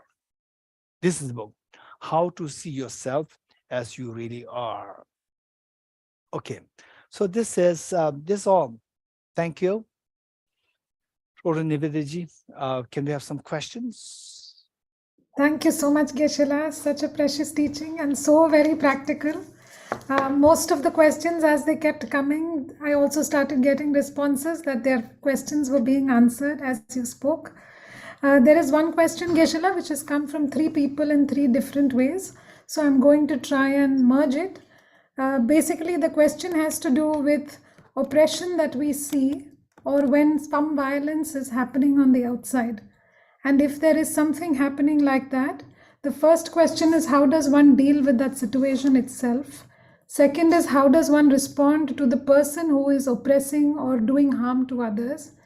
And third is how does one help or deal with even the victim of the violence? Because sometimes they may not be able to accept reality or maybe saying something but practicing it or feeling differently on the inside. Okay, thank you so much. This is actually a very practical question. And this is oh yes, this is a very practical question. And it has many facets. So now one is more like on an international level, other more on the national level, and still other or more on the domestic level. So on the international level, say like what is happening in Ukraine. So these things, we cannot remain a passive, we cannot remain passive and being oblivious to what is happening there. We cannot remain like this. But finally, it's up to you. But if you want to see some, if you want to go in line with what we have learned, then one thing is we can't remain oblivious. Oh, this happening. No. Say, even in your conversation, if you cannot do anything, you cannot change the border, you cannot stop the border of the Russia-Ukraine. You cannot, create a very strong, like the barricade. You cannot do that. But at least in your own capacity, so as an ordinary person, in your house, you talk about it. And the people who are more influential, just talk about these things to see that you disapprove. You don't approve their action, what's happening there. You have to talk courageously. Meanwhile, 2 things happening. You are preparing. First, you have to grow. You have to grow. As you talk, you are strengthening your the position to stand for the truth and your compassion. These are being strengthened within you. And whenever you get opportunity, for example, say as a school teacher, school principal, or as a community group leader, so where you get the opportunity, you speak about the Ukraine war, very strongly say they disapprove what's happening there, right? You can do that. So that way, and then you can also encourage others to do that. So it may not have the effect. So like butterflies' wings can change the whole change the whole weather climatic condition. Do I believe in this? I'm not too sure. People, talk. I'm very pragmatic. I'm very realistic. I will not say that you talk like this and then the war will stop. No, it will not happen. I'm very pragmatic. I cannot be poetic, but your compassion will grow. Your strength to stand for the truth will grow. This is so important. And meanwhile, you become fearless. Finally, even for your own benefit, you want to become fearless. You want to experience happiness. So for this, you have to build your qualities. These are the opportunities for you to grow in your qualities. This is number 1. Number 2, so more like domestic, say, cases where somebody is abused by somebody, or say something wrong happens to another person, and the other person is not ready to accept what has happened. So how do you counsel them? So some people, for example, bad things happen, and then they feel so, I cannot forgive this, I cannot forgive this, and the person feels so weak and physically become weaker, and mentally, feeling so upset. And it all happened like it's already 10 years past, 15 years, still, this is very strong. So there, what I tell, first thing is what happened to you, it happened. But your life is so precious. Nobody has the right to destroy your life. The people in the past who did wrong to you, these people do not have the right to destroy your life. Even you don't have the right to destroy your life. You are destroying your life now. Now these people, they are out of sight. But you are constantly thinking, no, this happened, this happened. By ruminating over this all the time, it does not help you anything good. Now your life is so precious. And the past is gone for everybody. Somebody who's very successful, happy life, that's also gone. You cannot get it back. And somebody who, unfortunate things happen, that's also gone. It will not come back. But we have to look forward. The forward. This is so precious. You can make a difference. In fact, your experience from this, keep in mind that there are so many other people who are bound to go through the same unfortunate thing in the future. So keeping this in mind, write articles, how to defend oneself. So you are the right person. Since I don't go through this experience myself, if I write it, it becomes so intellectual.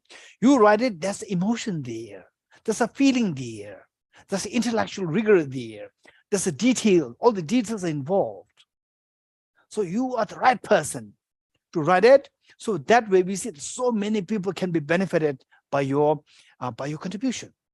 So this is a great, great opportunity. And this will never happen if you always feel, oh, this happened, I cannot forgive, I cannot forgive this person. And then you don't eat, you feel so low. With this spirit, you can never make this great contribution to the world. You cannot help the people otherwise to undergo the same problem in the future. You cannot make this. So be wise. Be wise. Think in this direction. This actually the suggestion that I give to many people, and many people, they feel uplifted. Actually, this is what happened. So that way, you can make a difference. Don't destroy the remaining part of life. The first part of life is destroyed by that person, but the remaining part of life, that person don't destroy. You can destroy it. Don't destroy the remaining part of life. Your life so precious, more precious. The remaining part of life is more precious than otherwise. Otherwise meaning that had the past, the incident did not happen, then you would have your future as a normal life. This is so normal, so trivial. But now your life, the remaining part of life will be like 3-10 times more meaningful than otherwise, where you're going to lead a normal life. You're going to 10 times more beneficial. That's amazing. Why should you destroy that? That is so precious. Take advantage of that. That people cannot destroy that, but you can destroy this.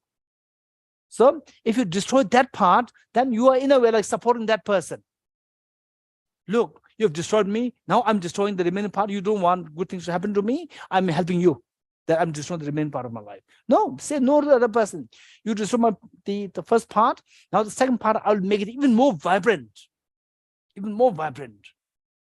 More vibrant. To make you feel jealous of me. Right? If you really want to make the other person unhappy, make unhappy by making your remaining part of life very meaningful. Right? So this is how we have to think. It benefited a lot.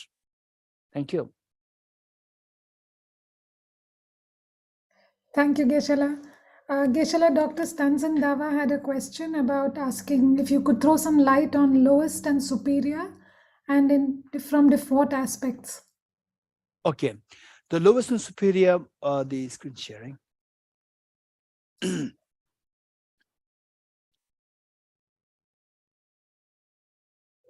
Okay.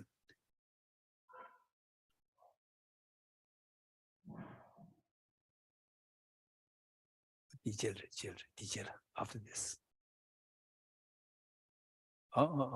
This.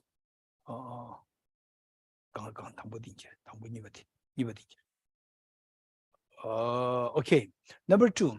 Whenever I interact with someone, may I view myself as low with someone's soul, and from the very depths of my heart, respectful hold others as superior. So lower and superior, inferior, superior, they say the language language can be very complicated. Language, say the language is the what conveys, is a means of expression, and there's what is expressed, that is the referent, a referent of the language, what the language refers to, and the language as a means of expression, and the contents of the language, what is expressed, and the means of expression. There are two things. Language as a means of expression.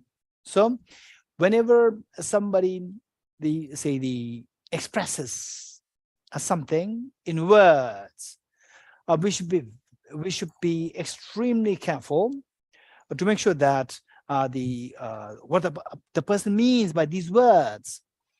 Same word can mean differently. For example, positive and negative.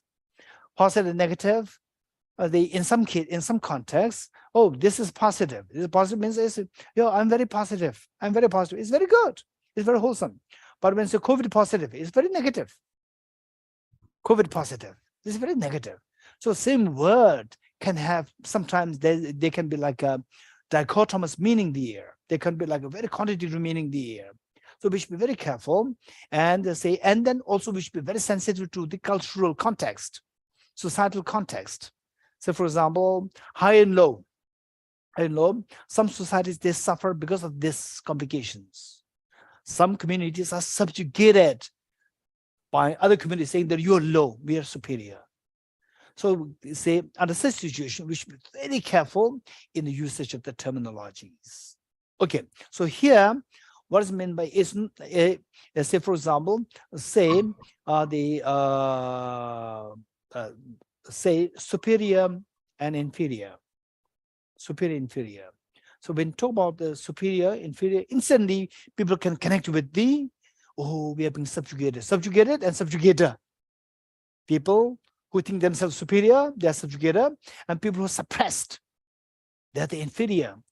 This connotation can come. So the point is that keep in mind the language can refer to various meanings. It's not fixed. So that here in this context, okay, so even if it is like this, say within the mind, so now it's just about the mind training. Within the mind, we see that, okay, you are inferior. That's very bad. My ego is inferior. I should see my ego is inferior, right? My compassion is superior. My compassion and my ego, compare the two. Don't ego between my compassion and your compassion. Your compassion is inferior, my compassion is superior. This is egoistic. Instead, compare between yourself, your own emotions. My compassion is superior, my ego is inferior.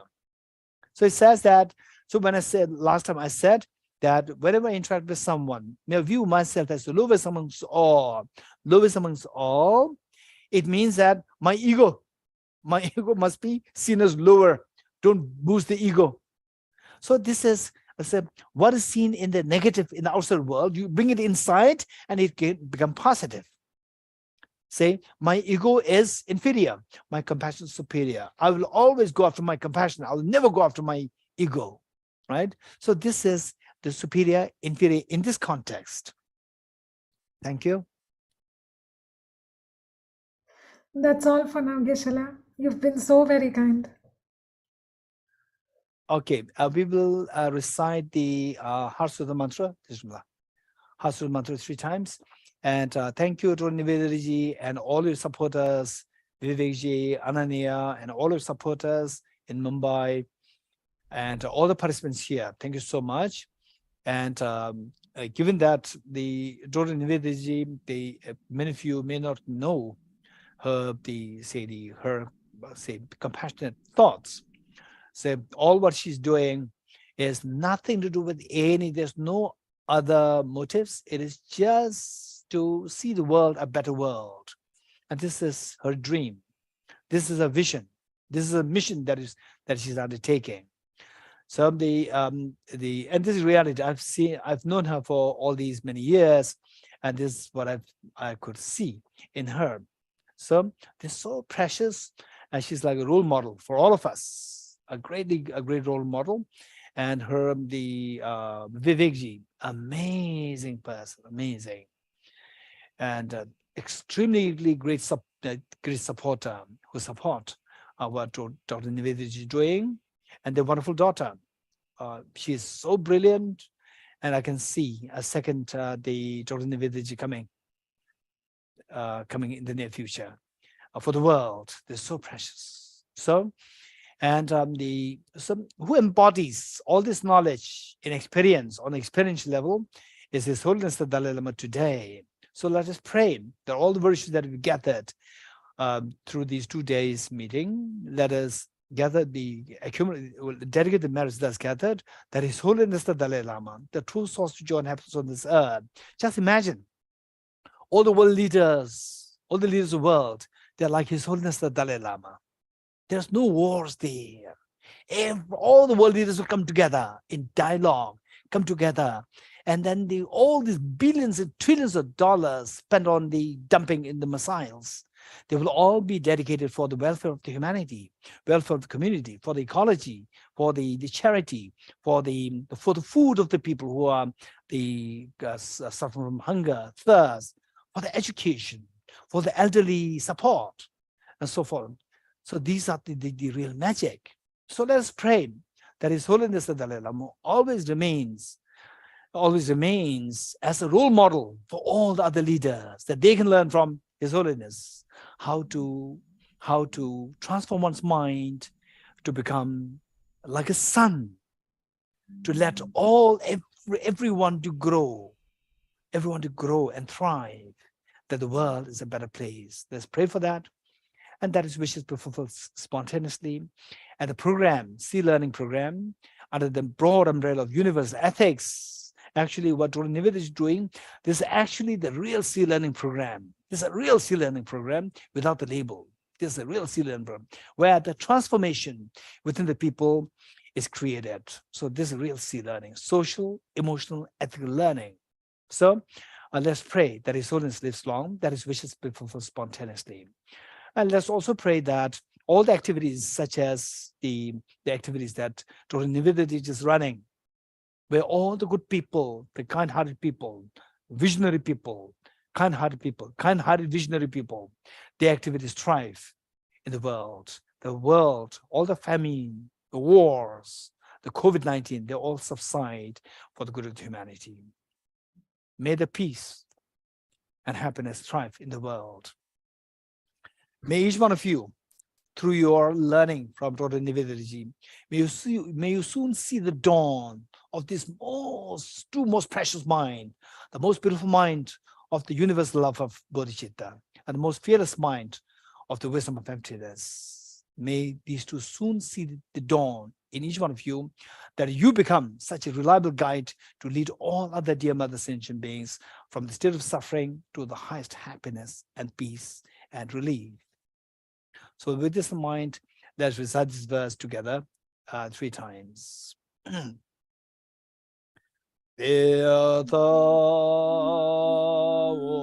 Gate Gate Paragate Parasamgate Bodhiswatyata Om Gate Gate Paragate Parasamgate Bodhiswatyata Om Gate Gate Paragate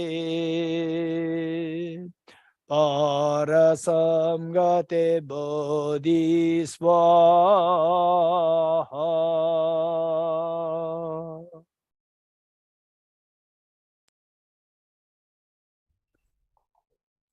Dr. Nivedita and each and every one of you. Thank you, Venerable Geshe. Thank you, everyone. Thank you, Deepa House. Thank you, Geshe. Thank you, everyone. Thank you. Thank you, Geshe. Thank you, everybody. Thank you. See you again. Bye-bye. Thank you for the lesson. Thank you, Geshe. Thank you, Nivedita. Thank you so much. Yes. Thank you, Geshe. Thank you, Nivi. Right.